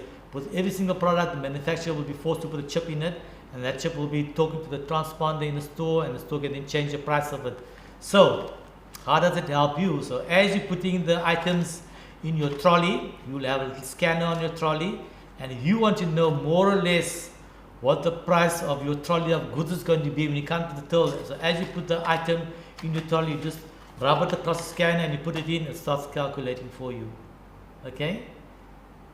So you might be taking 6 of this and you only put 1 in, you don't even get to the till and you only pay for 1, they're going to scan it again. Or when you come to the till, if you want to take technology a bit further, they're going to have like a little tunnel or cage where you take your whole trolley, you push it in there, and because every single RFID chip transmits at a different frequency, different level, automatically in a flash of an eye, your bill will be calculated. Okay, your whole trolley will be, no matter how you pack that trolley, because you got sensors on top, side, bottom, and all over. So everywhere, all those sensors are picking up all the products. So your trolley's bill will be calculated in a flash of a second, right? So you're standing here. It's like a MRI tunnel. Okay, most of you know what an MRI tunnel is. They push your stuff in there, and all the rays scan you. So there's something similar to that. So you push your trolley in. It tells you your bill is 2,000 rand, and you think you're going to take out your credit card. No. Your details are already on the system. All you do is you put biometrics. You put your pulse or your eye. It identifies you as Joseph. It asks you, okay, which card you want to use. You don't say anything. Just stand by the thing. You say, okay, use my credit card, and it says verify. It brings it up, and off it goes. All done and dusted within 2 minutes. Obviously, you still have to pack your goods yourself, of course, or unless you push it to your car. So that is the future of retailing. Just to give you an idea where we're going with the RFID chip. Saying that RFID chip will be in all products. Okay, so let's say, for example, you're traveling in a plane. In every single product in the plane, or every single part in the plane, there will be a chip in it. If something goes wrong, I will tell the pilot, hey, listen, there's something wrong with the hydraulics here. Please check this before landing. Already now, motor cars that we are driving, you know your brakes that you have, the special brakes on these expensive cars, it tells you, brake pad warning, it's got 5% lifespan left. You think it's amazing stuff. There's an RFID chip in that brake pad or sensor that's giving you a warning. For example, if your oil pressure is low, there's a sensor there, which is basically an RFID chip that's sitting in there. So that is where we're going to be heading with this RFID technology. Now imagine the amount of data that's going to be accumulated over there. Alright, so I'm just giving you a hint in the future. When people talk about RFID, tell them, hey, I know about this stuff, man. We spoke about it. It's coming soon. Okay, so even nowadays, because of the crime in the country that we are having, parents now that when both parents are working, they are leaving the children at creches, and you know some of the creches or the daycare centers in South Africa are very suspect. So they might be putting RFID chips with their kids, because kids are being snatched, stolen, weird things have been happening, terrible things are happening to our children. So maybe here's a good idea that RFID can help us identify where the child is, who has kidnapped the child, who has snatched the child. I hope that doesn't happen to any of us. But there's an opportunity, you know, have the RFID chip in the heel of the sole of the shoe or on the bag somewhere, so we can identify where the screen went off, where the child has gone. It's not a nice thing to do, okay, but for your safety of your kid, we have to do these things. All right. Some people might take it to the next extreme. Let's see, the screen comes on. No, it's just your vision. You can continue though. Oh, my vision. Okay. Some people might say, okay, here's an opportunity to see if my husband is really going to work today or my wife is really going to work today. But it's not meant for that. Okay. So, but some guys will try these weird things with RFID. But the technology is there. You can be tracked and traced. That's all I'm saying for now. Okay. So that's what big data is all about, and that's what RFID is all about. So the next one is the characteristics of big data. It's volume, it's velocity, and it's variety. And there's all the explanation. I'm not going to go through all of that. Sorry for the error there. Okay, I'm not going to go through all the explanation. You know, I've over explained the volume, velocity, and variety of the amount of data that's been accumulated. I'm trying to get through this quite quickly because all the nice stuff are coming up now. And I know you guys want to leave early today. It's almost 25 to 1. So I'm just going to go through all the important things, okay? So that's unnecessary. So big data, yes, it's on our doorstep, it's with us, it's being collected at every single touch point in whatever you're doing. Just be alert and aware of what you're doing, where you're going, and how you're doing things, because you're being monitored all the time, okay? So when you say things and you said it wasn't you, it can be proved that it was you if you did do something wrong. So let me tell you up front, don't try and do crazy things, because information systems can be constructive when used properly and can be destructive when it needs to be destructive, right? But it all depends how you use it. The next section we're going to talk about is knowledge management. I spoke about this earlier on. So basically, I don't think I'm going to go through all the slides of knowledge management, but I'll talk to you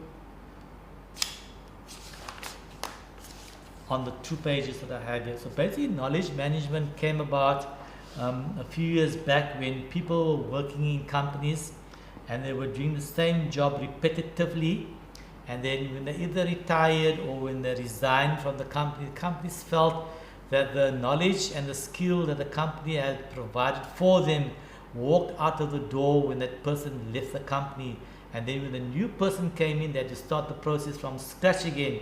And this costed the company lots of human resource management, time, effort to upskill the person to the level where they thought that the person would be proficient to do his job at the professional level.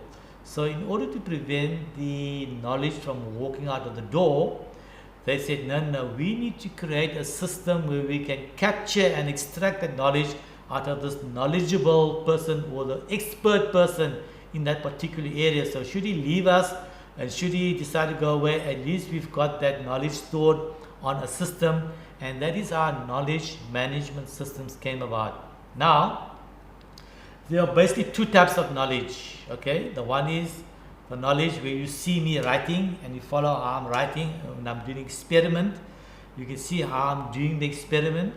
You go to a hairdresser, you see how they're cutting hair. That is what we call explicit knowledge. You can see it with your own eyes and you can copycat it because you can see it with your eyes. But the one that you cannot see, the one that's very difficult to find, is the one that's sitting in your head. And that is called tacit knowledge. And that is the one that we are after. We want to get into your brain and extract it from your brain and store it on a knowledge management database. And that is the difficult that we're having at the moment, trying to extract that knowledge out of your head. Okay? And that is how this knowledge management systems came about. Okay? So basically, it will just assist the firms when they're employing new people to help them do this, to work the new system more efficiently and effectively.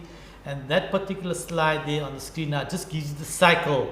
Okay, you create knowledge, you capture the knowledge, you refine it. Once you've captured it on the database, you then store it for future use, you then manage it, and then you disseminate it. So with that knowledge, you can create new knowledge on new knowledge all the time. So knowledge is being refined, reformed all the time. Okay, and on the side there's a good explanation on all of it. I'm not going to go through every single one because it's quite simple. Basically, you want to get into your head and pull out that, extract that knowledge and save it somewhere. So for example, if I am an expert in brain surgery, I'm the professor of neurology, and I know how to do the operation to prevent people who have had strokes. On the one side of the body is completely lame, and the knowledge is in my head. I know which part of the brain I need to dissect and which part I need to fix up, but it's all in my head here. But I'm the only one that can do it because I've got the skill and I found out what I need to do. Okay, but should something happen to me, that knowledge goes away with me, and the other people that suffer with the same condition cannot be cured. So while I'm doing the operation, they probably got cameras on my glasses and on whatever I'm doing, and I'm talking as I'm doing this operation, and that information is stored on a knowledge management database. What then happens, they will take that, they'll put it on a dead person or a cadaver, and they'll do the experiment on it, and once they know how the process works, they will then refine it as it's showing there on the cycle and put it in the right order. So should something happen to me, the next professor of neurology or the next surgeon can follow the same procedures and see how I did it, and he can do the same for all the other people. Same thing happens in a business. All right, someone is doing a wonderful job on analyzing big data, how he does it, what he does, how he gets the right information. It's all recorded. Should he leave the company to a bigger company, this is what he did, and this is what you want, because that's what worked for the company. So we're going to continue in the same way. So that is what knowledge management systems is in a nutshell. Okay, but there's much more to that. But for now, that's all that we need to know. Okay, so let's talk about the next slide. So this is a very nice slide just to give you the interrelatedness between raw data, information, knowledge. Okay, so I thought I'll put the slide here because it puts everything in context. So raw data, that's you capturing the raw data. This gets churned and processed, it becomes information. And once we get information going, we then process it further and we get new data. And once we work with new data and we process it more, it becomes knowledge. And once we process that knowledge, it goes back into that cycle. So new data and the relationship gets recycled and created at all those angles. Okay, at all those cycles, by the way. So the big one there is information and new data. You see there's an arrow there. So information creates new data creates new information process creates new knowledge. So that's a cycle that it goes into. And that is how we say we build on the body of knowledge. We're creating new knowledge all the time. Okay, so you have the foundation, we know that is done. We've done something new, we created new data, and we build on that. And that is how we become more and more intelligent, more wise, more forward thinking and out of the box thinking based on the foundation that has been laid. Okay, the next slide. Okay, now we come to electronic commerce or e-commerce, and those are all the various types of electronic commerce. And this is what we do. This is what we do when we have ERP systems in place. Okay. This is the type of trading that we can do. Business to consumer, business to business, that is the inter-organizational systems. Consumer to consumer is the stuff that you guys do on Gumtree, on My Marketplace. What's the other one, Vic? Can you think of? OLX and all of those things where you have a cell phone. And you say, listen guys, here's a cell phone, the starting price is 500 Rand, give me the best price. Consumer to consumer online, get a best price, meet me at the Shell garage, here's the item, put the money in my bank, off you go. Okay, and then business to employees, sometimes businesses do sell to the employees. the one that I'm interested in here is e-government. Okay, that's the one that really should affect all of us. Why can we not use e-government? At least there's a record of everything. There won't be any corruption. There won't be any funny business happening. So we need to increase the visibility of doing business with government. You know, the tender processes and all of those things that's going all wonky, and people and the wrong people getting all the tenders based on nepotism and family members and who they know. E-government can solve all those issues. All right. And the big thing nowadays, students, is mobile commerce. We're going to get away from the laptop. We're already away from the desktop. By the way, in America, the desktop is like, you know what is this machine standing here? We don't need it anymore. It's either the iPad now, or the iPhone, or the smartphone. Even laptops is somewhat fading away. Okay, another 5 years from now, there won't be any more laptops. It will just be a smartphone that you have with everything on it. And you won't be able to, you will say, but how do I type? No, you're not going to type. You're going to talk to it, and the voice recognition will do your work for you. Okay, and all goes onto the cloud, as I explained earlier on. Remember, Office 365 is all on the cloud based now. So wherever you go, no matter which country you go, you can pick up your data, your documents that you've done. So that is where we're heading with mobile commerce. Why mobile commerce? Because it's easier to walk around with this gadget than walking around with a laptop and an iPad and other big gadgets that you have, because everything will be in here. All right. So that is where we're heading with mobile commerce. And as you've seen, the cell phones nowadays have become more and more sophisticated. It's becoming more and more powerful. When we have 5G coming in place, it's going to be super powerful. Okay, and that's where we're heading towards. Okay, even the smart TVs are becoming super powerful as well.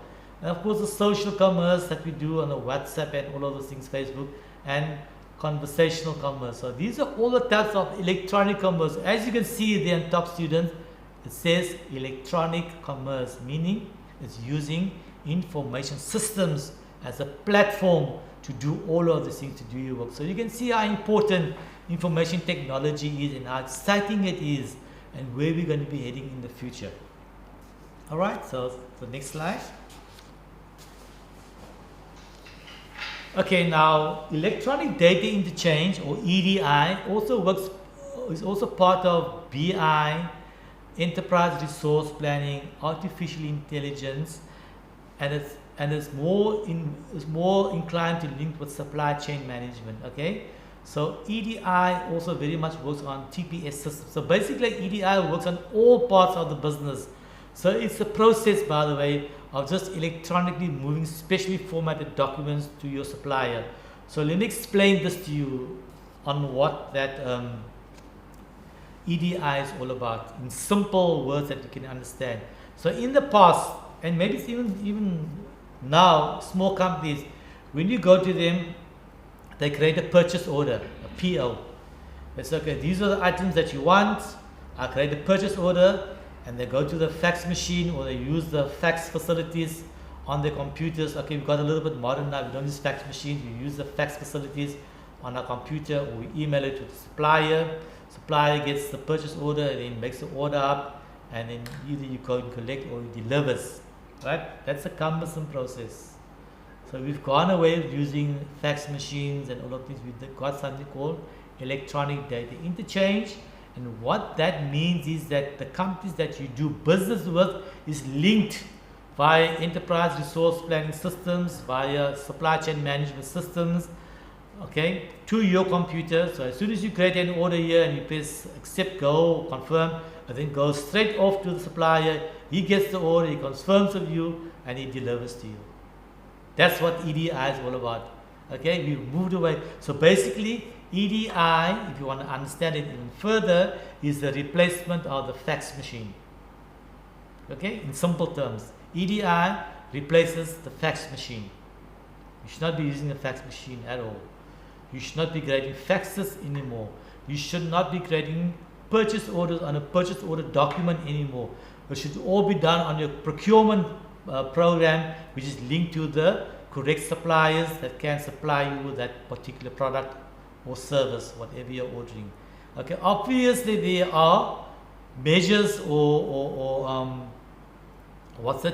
approvals in place approval level 1, approval level 2, approval level 3 to ensure that the right products is being purchased at the right place at the right tender or the tenderpreneur that's doing it. So that's all of those things are in place in the whole enterprise resource planning system. So there's no funnies happening in between. So EDI is part of that process. So similarly to EDI, we all know what EFT is all about. Okay, so most of us nowadays, we do all our transactions on our phone using electronic funds transfer. Okay, so when you want to buy something online, you pay it directly using the bank's app. Okay, I spoke to you earlier on about being very careful using the Uber app and the PayPal app and some other apps that want to put your credit card details on there. It helps, you know, but you got to be used very carefully. Don't put too much money in those accounts because, like I said, anything that has been created by man can be destroyed by man. Always remember that. Nothing is foolproof, even in IT. It can be destroyed, irrespective of all the precautions that the banks put into place. There's still someone that can hack into it and change things. Okay, the banks have really gone out of the way to ensure that your accounts remain safe, that your personal information remains safe, that everything that they do to protect your identity remains safe. But remember, it's created by man, can be destroyed and hacked by man. Always bear that in mind. And when people have this fear of putting their details on the internet, you don't blame them for that, because maybe they were victims of the past where they've been wrongly done in for, where their things were abused. And that's why they have the fear of putting their credit cards on the system. You don't blame them for that, and you can't shout at them for not doing that. Okay, it's just a human nature that you've been caught once and been caught twice, then you know what, once bitten, twice shy.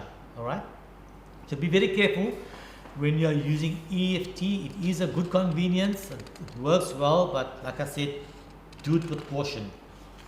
Next slide talks about wireless devices, and that's a huge major advantages for a lot of people. Okay, now we spoke about fiber optic, we speak about wireless devices, no more cables around anymore. So wherever we go, we find the Wi-Fi hotspot and we want to get connected. That is what it's all about. Okay, so it's small enough to carry with you. It doesn't take a lot of power, maybe 1 or 2 watts from your phone. That's nothing. Okay, but it does take a bit of power. It's got enough computing power to do what you want to do. For example, Google Maps and the traveling that you do with your phone, it really helps you.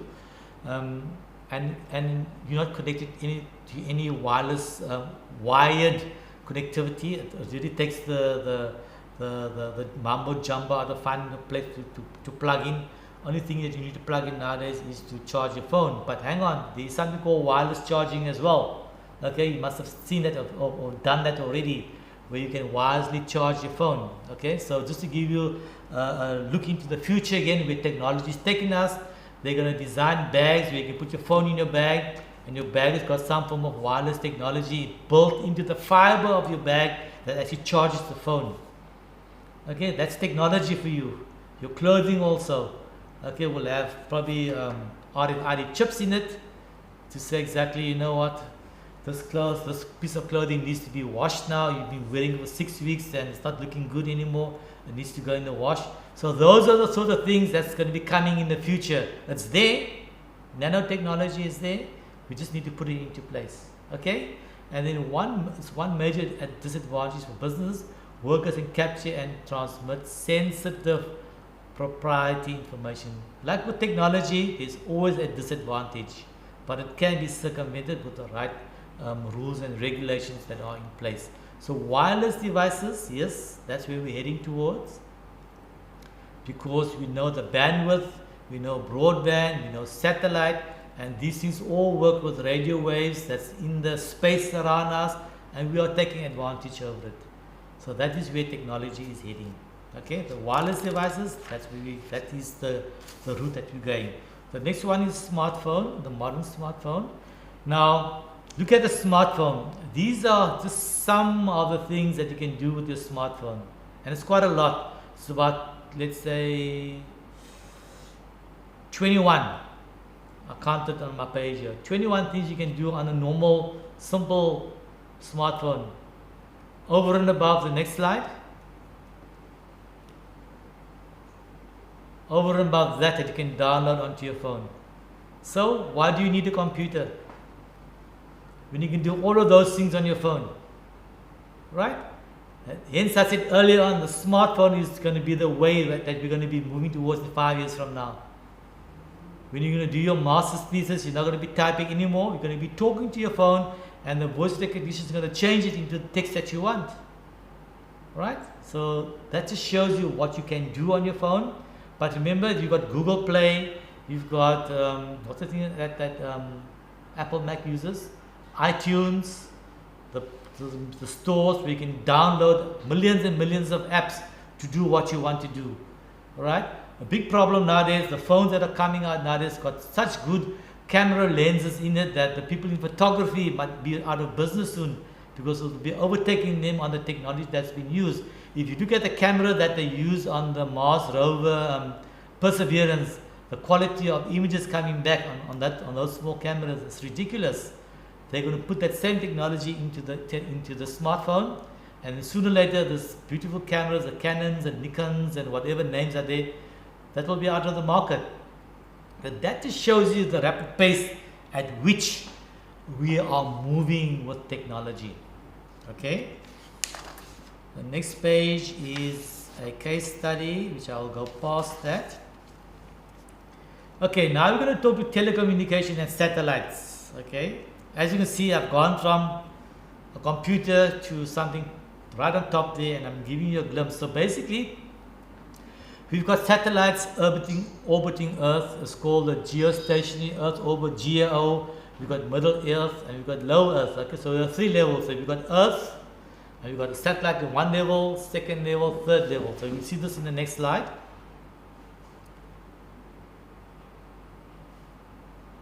There we go. That's Earth, and there you see the satellite at the different levels. Now, okay, so it's orbiting Earth. In other words, it's just in the same orbit all the time. It's going in that same direction because there's no atmosphere. There's nothing there. It's just circling. The speed of it, or the momentum of the satellite keeps it going all the time. Okay, so the low Earth orbit, that's where the ISS satellite station is orbiting at the moment. Okay, the International Space Station. That's where 6 or 7 astronauts are on there for about 90 days, circumambulating Earth all the time. The middle orbit satellite, that's where we have the 24 satellites that's circling Earth all the time. That's where we get our GPS directions from all the time. Okay, so we got, so United States has shot up about 24, I think it's 24 satellites. Let me just see somewhere here. Yeah, go to the next slide, the GPS systems. Yeah, the United States has shot up 24 MEO, that middle Earth orbit satellites, and those satellites are all around the Earth, circulating Earth, and that's where we get our GPS navigation vector points from. Okay, and we use for navigating, for surveying, and all the things that we use GPS for. So those satellites keep us in sync all the time of when we are traveling and what we are doing. So, okay, as you can see, there is a wireless system that utilizes satellites to enable users to determine their position anywhere on Earth. Okay, and earlier on we spoke about if we can shoot a satellite that just looks over South Africa, we don't need to have those masts and those fiber optics. We can use that as a secondary backup. Right, so these satellites are monitoring us all the time. So as you can see in some movies where they look at the satellite and they can hone in and see where and what you are doing. Okay, that it is done and it can be done. So that's the importance of those satellites. Okay.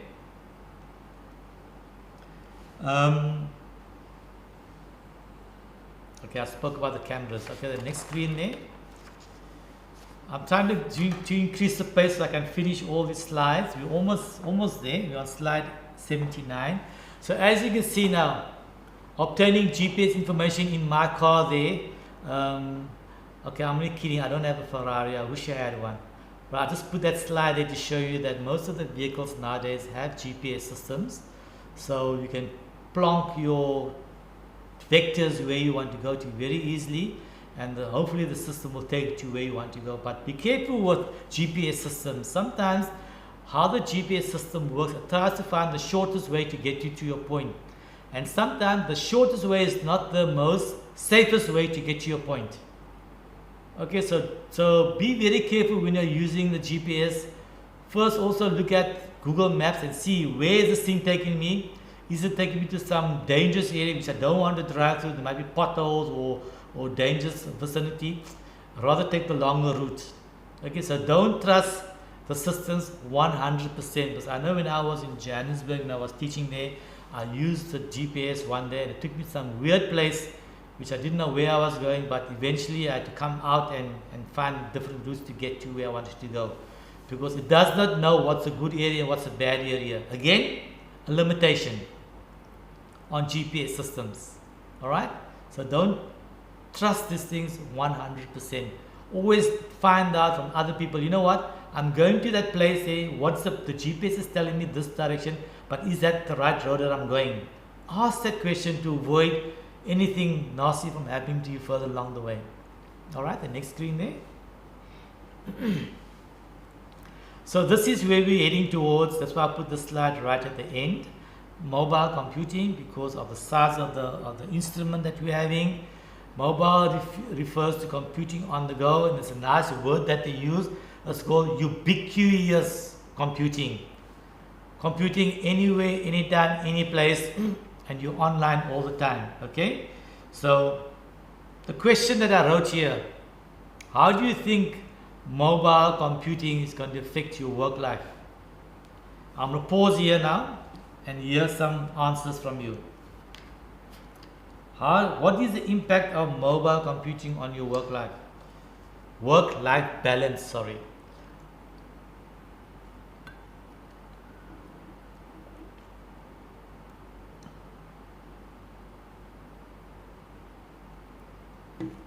Has everyone left the class? Yes. Now we are here.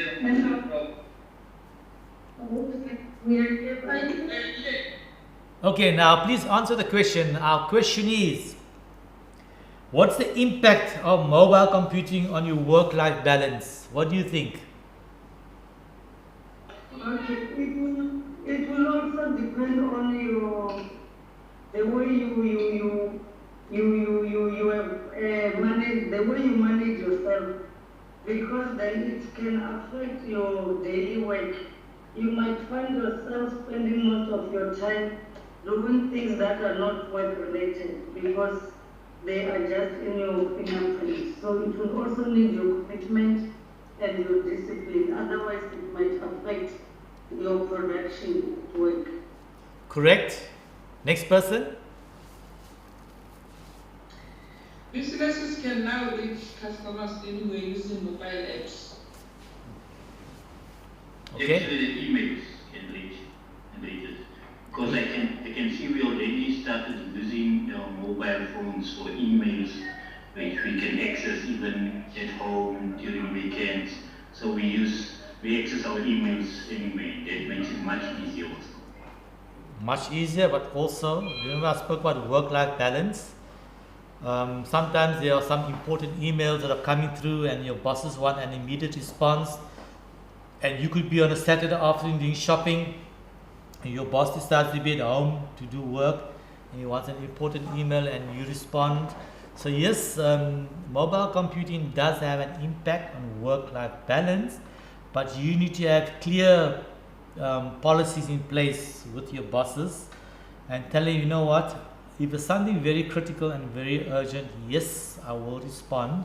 But if it's just general emails, I will read it, but I won't respond because you know what? You're not a robot, okay? That you also have family life, which is very important. I'm just thinking now, if the technology wasn't there during this COVID time, it would have been very difficult for us to still deliver services or be up to date with the communications and so on. During this COVID time, we could see that actually helped us a lot and we communicate with each other with our mobile That is true. That is very true. You know, in the time that we had the lockdown, a lot of people didn't have computers, but they had their phones, and they could at least have some form of communication to communicate with their superiors until they managed to get laptops. So yes, it was a good situation that helped many companies to rethink their business strategy, to empower their staff members with the correct resources. And maybe COVID came at a good time to let businesses also catch a wake up to say, listen, man, we are moving in the digital era. People need to have the gadgets to do their work. And businesses had no option but to give you a laptop and to give you data and to give you the devices to do your work. So maybe COVID has its bad elements and its good elements depending how you see it. Alright, so in that case, but the main thing, the question here is, you should not let technology overpower your work-life balance. You need to have, remember, there's no use having a dead person behind wonderful computers, because it means meaningless. You must have a skilled person behind us driving computers, and you must know, and it's very difficult, and I'm speaking from personal experience, to switch off, okay, from using technology, because if you're someone like me that's been with technology for about 40 odd years or 45 odd years, for me, if you know, I've got a computer in every room where I walk, I'm always looking at it and seeing, you know, what's new, what's happening. It's not good. It's absolutely not good for your mental health. You need to have a work-life balance, and you need to spend time with yourself and with your family members. So yes, it's going to be there, it's on our doorstep, and sometimes bosses or senior people do this deliberately, but there are some people that take advantage from working at home. They do other things besides doing their work. You know what? There are those handful of people that just don't perform well from working at home because they are not conditioned to work from home. They do all other things besides working. And then you get the opposite people that do more than what they actually do at work, and they do at home because they have a conscience, because you know what, I'm at home, I must work, I must do my work. So there's the one extreme of people not doing anything, and there's the other extreme of people that's doing more than what they're supposed to do because they have the guilty conscience. And then you have the people in the middle that just do the bare minimum, what they're supposed to be doing, which is nothing wrong with that. So it's up to the individual to plan his day accordingly, okay? And there's also the second thing is that you cannot sit behind your screen 8 hours a day staring at the screen, because you're going to end up with screen fatigue. Okay, you can have your head, eyes, shoulders, arms will all start getting stiff because you're sitting in one position, you're not turning your head, you're walking around, you're not moving, and you end up becoming having ailments sitting in front of the computer. So hence I'm saying you must exercise work-life balance when mobile computing becomes a force that needs to be reckoned with. So I'm saying this to you because we are there, but it's going to become worse. We're going to be doing everything on our mobile phones. New mobile phones are being developed. It's becoming more sophisticated, and we're going to be using it much more than we are using it right now. Okay, so basically the next screen is about mobile computing. The two major characteristics is mobility and the reach. So as more and more poles become available until we shoot up the satellite to get more coverage, we're going to be conditioned more and more to our mobile phones to ensure that we can do our work efficiently. Basically, there's 5 attributes for mobile computing. Number 1, ubiquity, which means computing on the go 24 hours a day, 365 days of the year. Okay, that's what it means. Convenience, small, you can put it in your pocket. Instant connectivity all over now. There's Wi-Fi hotspots.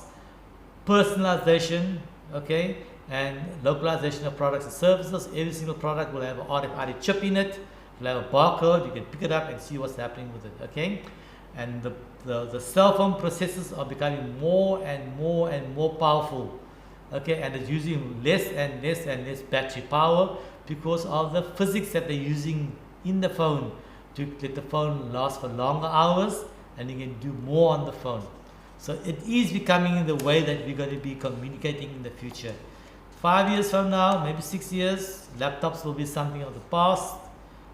Desktops is really something of the past. People don't use it anymore. So you can see the trend where we're heading towards. The next slide is the Internet of Things, IoT. Now, the Internet of Things means the Internet of everything, and how that works is that everything and anything is connected to the Internet. Okay, that's what it means. Wherever you go, you will be connected to the Internet. So we talk about the wireless sensors, the RFID chips, and all of those things will allow you to be connected to the Internet. I think they are set at the bottom there. Yes, RFID tags have been embedded in the microchips, which contain little chips and antennas that will link you to the Internet. So for example, if you've got your phone and you're walking past, let's say Starbucks or Mug and Bean, the phone will pop up, say, hang on, Starbucks is coming up in 300 meters. Based on your drinking habits of coffee, they've got a special on today for lattes. How about popping in here? Okay, so that's what's coming. It's preempting you to tell you what you need to do, what you need to eat, and what you need to drink. And that is what the Internet of Things is all about. A chip in everything, connected to the Internet, informing you, whether it's good or bad, on what you should be doing and what you should not be doing. So it's here already, and you'll see it coming more and more on the new things that's coming about. Okay, we are doing good for time. I didn't think we'll manage to complete everything, but I think while we completed everything, I skipped all the case studies. That's the reason why we managed to come to slide number 83. Okay, let's go to slide 83. The examples of the Internet of Things. Here we go. The smart home. I'm talking about the smart home quite a lot because it's going to come to you. You're going to see the new homes that's being developed nowadays. If you just have a look at the developers and see what they're doing, you'll see the smart homes there, the Wi-Fi connections in every room, the way things are connected at the moment. It's all there. Healthcare, supply chain. This is a small amount of it. Okay, the examples of the Internet of things. Right, the farm animal with a biochip transmitter. Okay, the tracking expiration on perishable items, that will be a very useful one. But sometimes when you go into the store, you're in such a rush, you take items, you don't have time to look at the perishable date. There will be a chip on there that will give a little signal: red, don't buy; green, good to buy. Okay, the automobile tire pressure, that's a known. We know that in the most of the new cars, it will tell you pressure in tire, left, right, front, right is low. Please increase tire pressure. So these are just a few examples on the Internet of Things. Okay, that's already out there. So the next slide talks about IT in the business. Okay, the questions. Okay, no, sorry, this is a case study. This is highlighted in blue. Sorry. Now these are the conclusion slides. So you're probably all happy that I managed to get it down to 1 o'clock or 1:15, based on missing out or the skipping of the case studies. The importance of information systems to society. Number one, I'm sort of wrapping up here. It affects the quality of our life, and I explained that. The robot revolution is right here now. It also impacts healthcare. I spoke about the smart toilet and the smart, let's not call it the toilet, let's call it the smart bathroom. Okay, make it sound nice. Okay, you know about the smart bathroom. Your healthcare is very important. Remember, all this stuff, technology is useless if you don't have good health. And I explained early on, if in order for the stuff to work well, the person behind computers is very important. That's where you come in to increase your skills.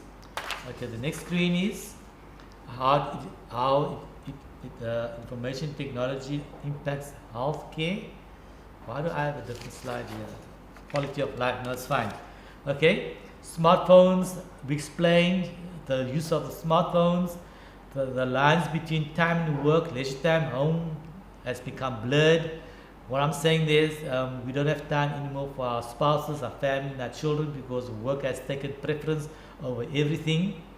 And then surveys have indicated that employees take their laptops and smartphones on vacation. In the past, when people were saying they're going on holiday, before laptops and smartphones became available, all we did was we took our suitcase and our clothing and we buggered off. And that was that you didn't hear from us, you didn't see us until we came back to the office. Those were the good old days. Nowadays, you're flying in a plane 35,000 feet above the ground, you're communicating with the boss on the ground. So it does impact yourself and your well-being.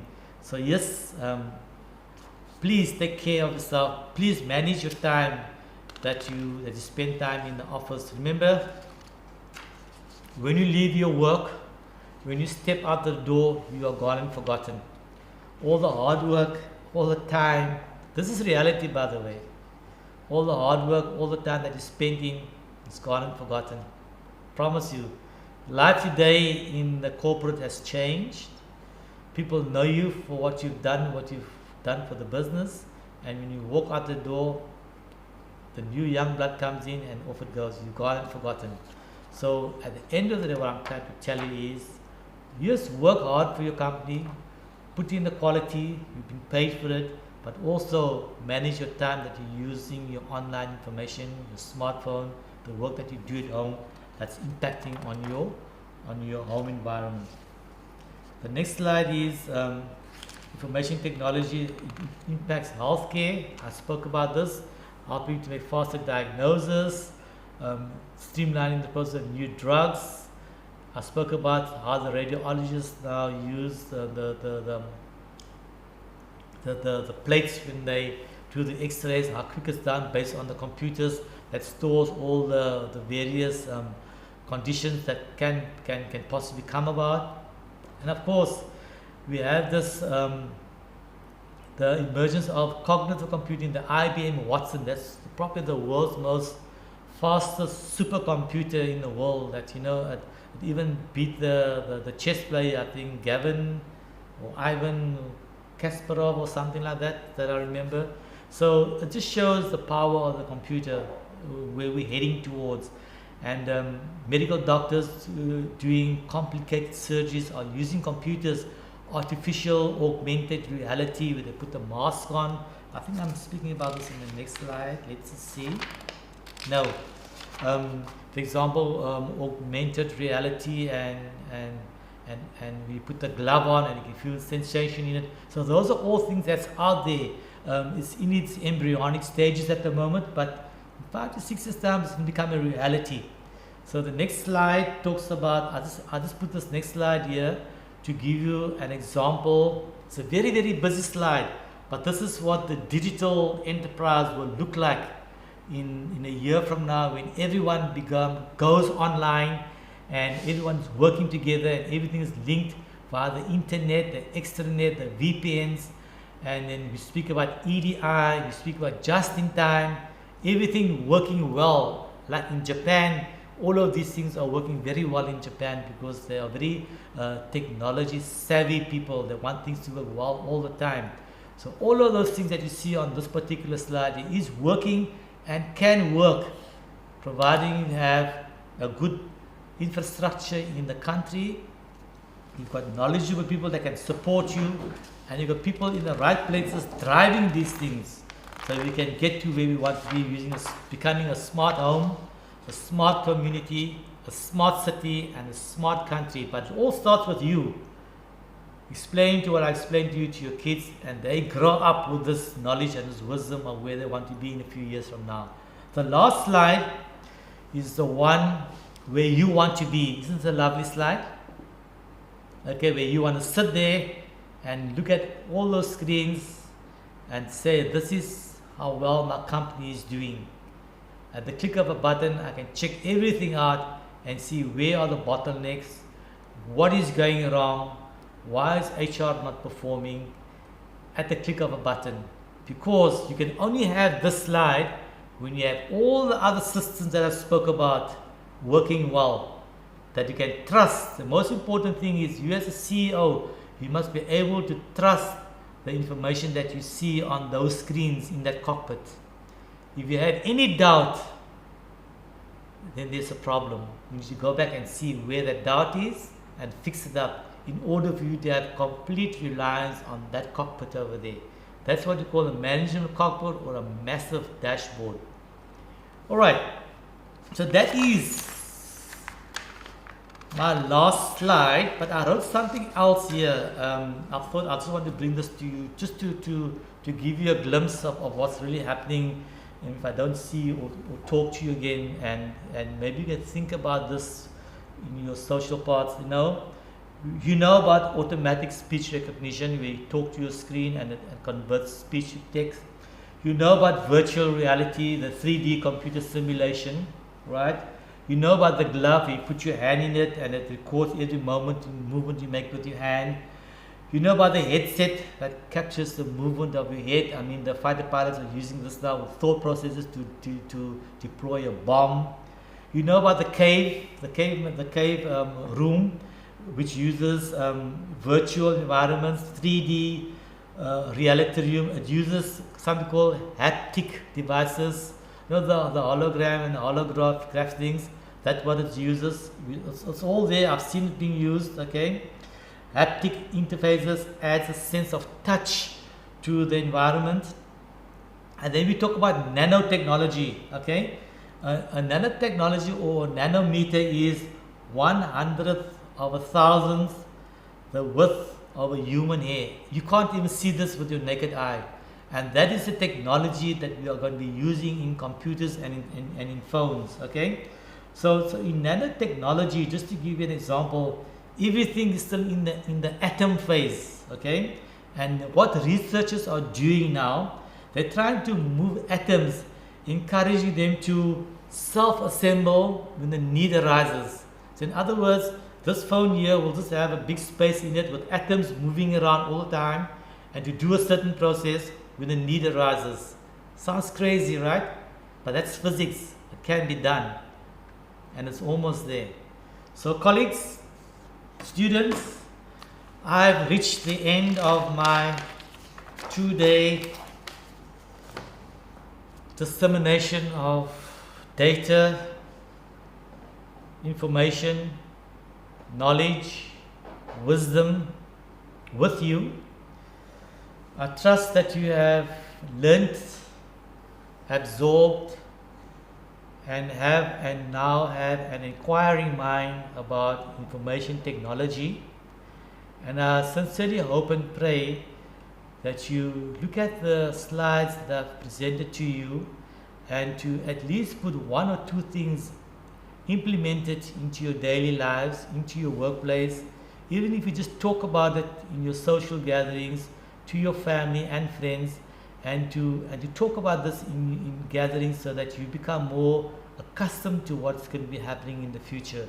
Remember, you are going to be the next generation, the bright minds in South Africa, and my plea and my wish is that we have an educated, smart South Africa where every single person in this country has a smart device and can use it for the betterment, for the quality of his or her life.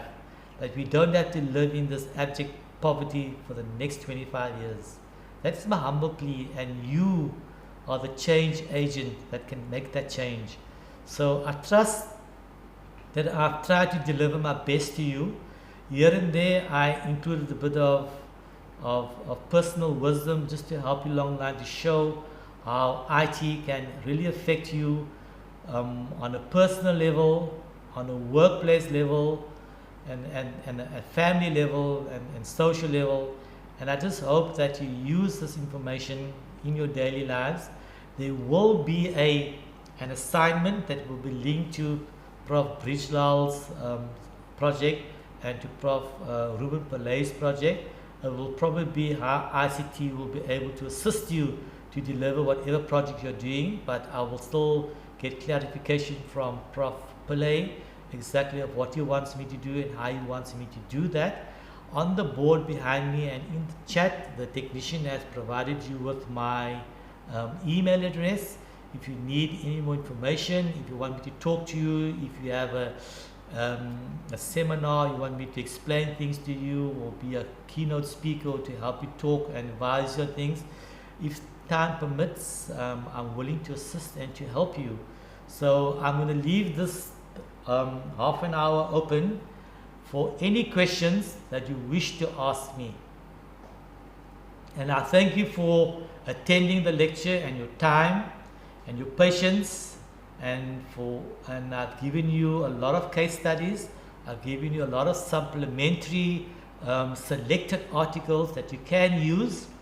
Please read them when you have time. They're very, very interesting, and will really boost whatever I said today. Those articles, the papers, the PDF files that I've given you will really supplement and motivate and provide justification on what I've delivered here today. So thank you for that. I'm now open to your questions, concerns, or comments, if any. So I'm listening.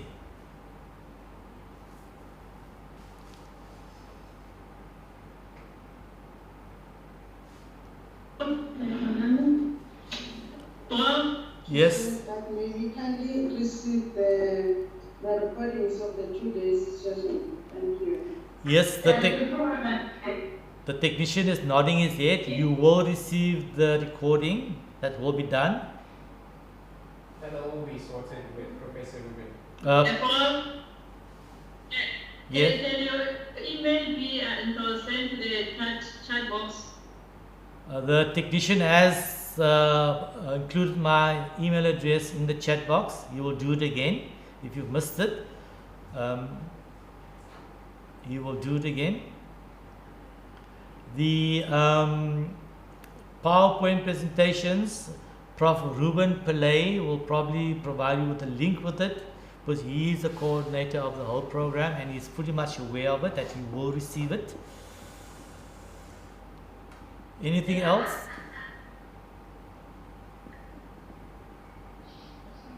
I have a question. Yes. Just a general question.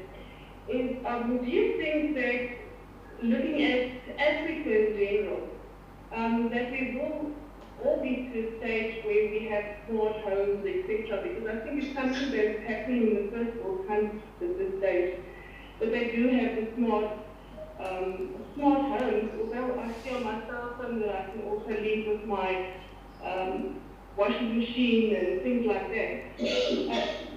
Do you foresee that it will be something that will be available for everybody, or is it still going to fill the gap between people that can afford the smart homes and the people, especially looking at our rural areas where there's nothing like that? Right, so that's a good question. So here we go. So if you want to see the change in South Africa, you must be part of the change, right? So it is very much possible. It's not a pipe dream in the sky. It can happen. But because of the political situation in our country, we have people sitting in that level that hopefully can see what a smart country can do for its people. It is possible. It's very much possible, and it can be done. Which year? I don't know. But you have the opportunity to work well and work hard and maybe get into politics one day and change it. And that's an opportunity. You know what? You've learned something. You know it will change the country, that we don't have to live in the shambles we find ourselves in, and make the change. No, it's not impossible. It is possible, but we need to change the mindset of people in government to say, listen guys, you know what? We need to get out of this rut that we find ourselves in. We can all live happily together in South Africa, in a smart South Africa, where every single South African is positive about the country, and every single South African can enjoy the benefits of this beautiful country. It is possible. It's done in the first world, and I just hope that we will still be able to see it. But right now, I know where you're coming from. I know what you're saying. It's very difficult, but it is possible, and I'm just hoping that we will get there. But we need, again, the most important thing, the right people in the right place for the right job. Always remember this: right person, right place, right job to effect the change that we want to see. You cannot have, if you look in Canada, if you are the Minister of Health, you must be a medical doctor in order to be the Minister of Health. If you are the Minister of, what's the next thing, Human Resources, you must have a degree in Human Resources. If you are the Minister of Defense, you must have been a soldier, or you must have been a general or something. So you know what is happening in that particular portfolio. Okay? that is a prerequisite in Canada. You cannot have people that skip from portfolio to portfolio in order to deliver. It doesn't work that way. So if we change that mindset, then we can have a smart South Africa. It's not impossible. But again, I'm not sure which year it will happen in. Thank you. Any other questions?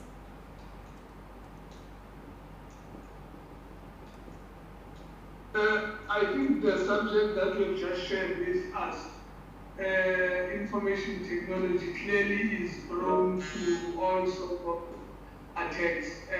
Maybe security against such attacks is a different matter altogether. But as we get into smart cities, smart countries, smart homes, we are also being exposed to high levels of terrorism using technology. But perhaps that will be a different matter to discuss at a different time. That is correct. With technology advancements comes the guys that want to cause the nonsense, cyber terrorism, cyber attacks, and all of those things, because the cyber criminals now can also get access to your data and to your information and plan their attacks more efficiently and effectively. So that's the downside of technology. So you are right, but if you have systems in place, like I said, whatever man creates, he can destroy. That's also the downside of it. But we are living in a modern era, and we have to move with times, and we need to be progressive. So we cannot look back at the one negativity and everyone else suffers. So, but it is a reality. Things can go pear-shaped with technology as well. So I take your point. Thank you. Any other questions?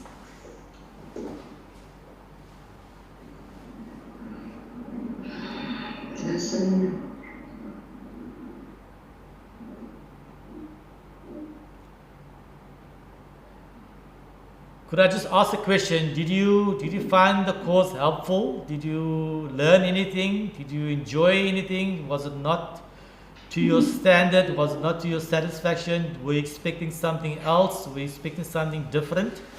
I just need to get a sense of your feeling on the course, please, if you don't mind.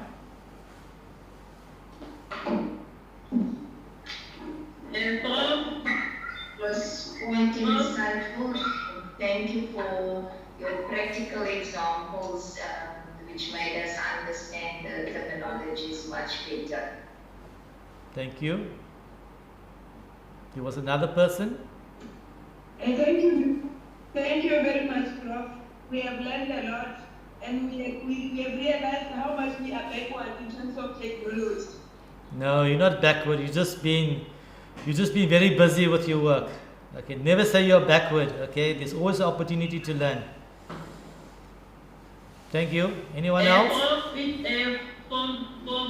it was an eye-opener and also frustrating, because now we are thinking of this issue of new robots. Yeah. All right. Yeah. Okay. Anyone else? Thank you, Prof. It was just an eye-opener, and it has given some of us a business mind where we can implement those things in coming 3 or 5 years. Thank you. Anyone else? Yes.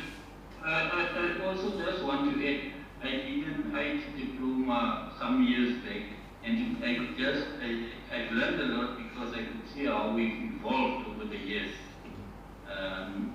Those times I did a MCSE diploma, but now I can see that we've evolved way beyond those. Correct. Years. And I also like the fact much of it to understand. Thank you. And also it will be easier to manage even our systems and work. So that, because IT guys always have this, like as if they have the monopoly over the knowledge of IT. So now we can also maybe contribute. That's very good. They say no, this and that. So because they always seem like this guy, we don't ask them questions. Yeah. You just go with what they say. That's good. Yeah, some business really, I make some valuable notes. Good. I'm happy. Anyone else? It's not going to take bandwidth. Okay. I was thinking actually the lane, but also to be honest, yesterday it was really tough. Now I cannot understand most of it. But today, it was very much clear. So I think let's go back and listen to your yesterday, and so that I can understand it better. But to be honest, this was very much helpful to most of us. And like you said, we are not just going to learn, or we are not going just to leave it the way it is. We have learned, and we are also going to practice. Thank you. That's very good. Thank you.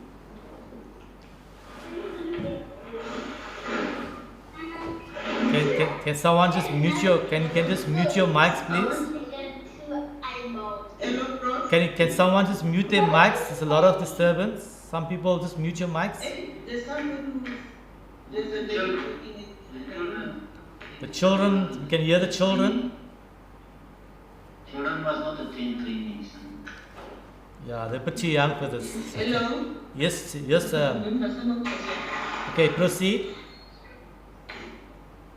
Yes, I wanted to ask about the computer network, the bandwidth and the wide area network, the WAN. So I want to find out who owns the bandwidth. Let's say maybe I'm connecting to Vodacom network. Let's say I have a Wi-Fi in the house or in the office or electricity complex. Right. The person who owns that is the What causes the network to please can you unmute? Yes, therefore you are disturbing us here. Please unmute. Please. Yes, so what causes the buffering? Is it because of the bandwidth or what? Okay, let me explain this to you. So the person that owns the bandwidth is your internet service provider. Now, the way it works, okay, let's say you are in a complex and you've got, let's say, 5 or 6 people that are connected to a certain service provider. So he would have a router or something somewhere close by. So obviously, let's say there's 500 people in the complex. That router only serves about maybe 100 people, and it works on a first come first serve basis. So if all 500 people on that router is going to start to choke. Do you understand what I'm saying? So it then gives you a portion here and a portion to service everybody. And that's how the internet service provider makes their money. So you will notice at 2 o'clock or 3 o'clock in the morning when you go on the internet, you surf beautifully on the internet because nobody else is using the bandwidth. You're the only person there. That pipe is open for you. You can flow and do whatever you want to do. As soon as the pipe becomes congested, more people come out. And the congestion is between 6 o'clock and 10 o'clock at night. That's when everybody starts getting into that pipe. And then you find that's being choked and it starts to buffer. Alright? No matter what speed you've got, if you've got 100 megabytes up, 200 megabytes down, doesn't mean nothing. Because that pipe is only that thick. And there's only one router that can accommodate 100 people, and all 100 people are trying to get onto that router. So it tries to give you a piece here, while it's buffering you, it gives a piece to him, and that's why you see that streaming and that buffering. So it's owned by the service provider. That is why the VPN, it's got a tunnel dedicated to you only, and you can get a clear. Even there's one person or 100 persons in there, it's only dedicated to you and not to your neighbors and to your friends. So would you say the land is even better, like maybe the ESCOM, I don't know if it's the same like that wire you were talking about, or what, vis-a-vis the router? Yeah, it all depends, if you're talking ESCOM, what LANs and WANs that they have, because that is now, they probably got dedicated file servers, dedicated internet service providers that's providing them with the bandwidth and the broadband and all of those things. So again, it all depends on which internet service provider that you are using.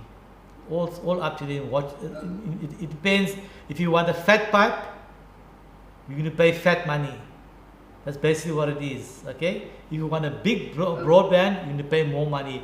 And it all depends. You know what? You cannot buy, for example, a house, if you're working from home, a massive pipe like this with only 4 people living in the house, because you're going to pay a lot of unnecessary money. So you pay what you can afford and what you're going to be using. That's what it's all about. Okay. Thank you. Thank you so much, Prof. Pleasure. Anybody else?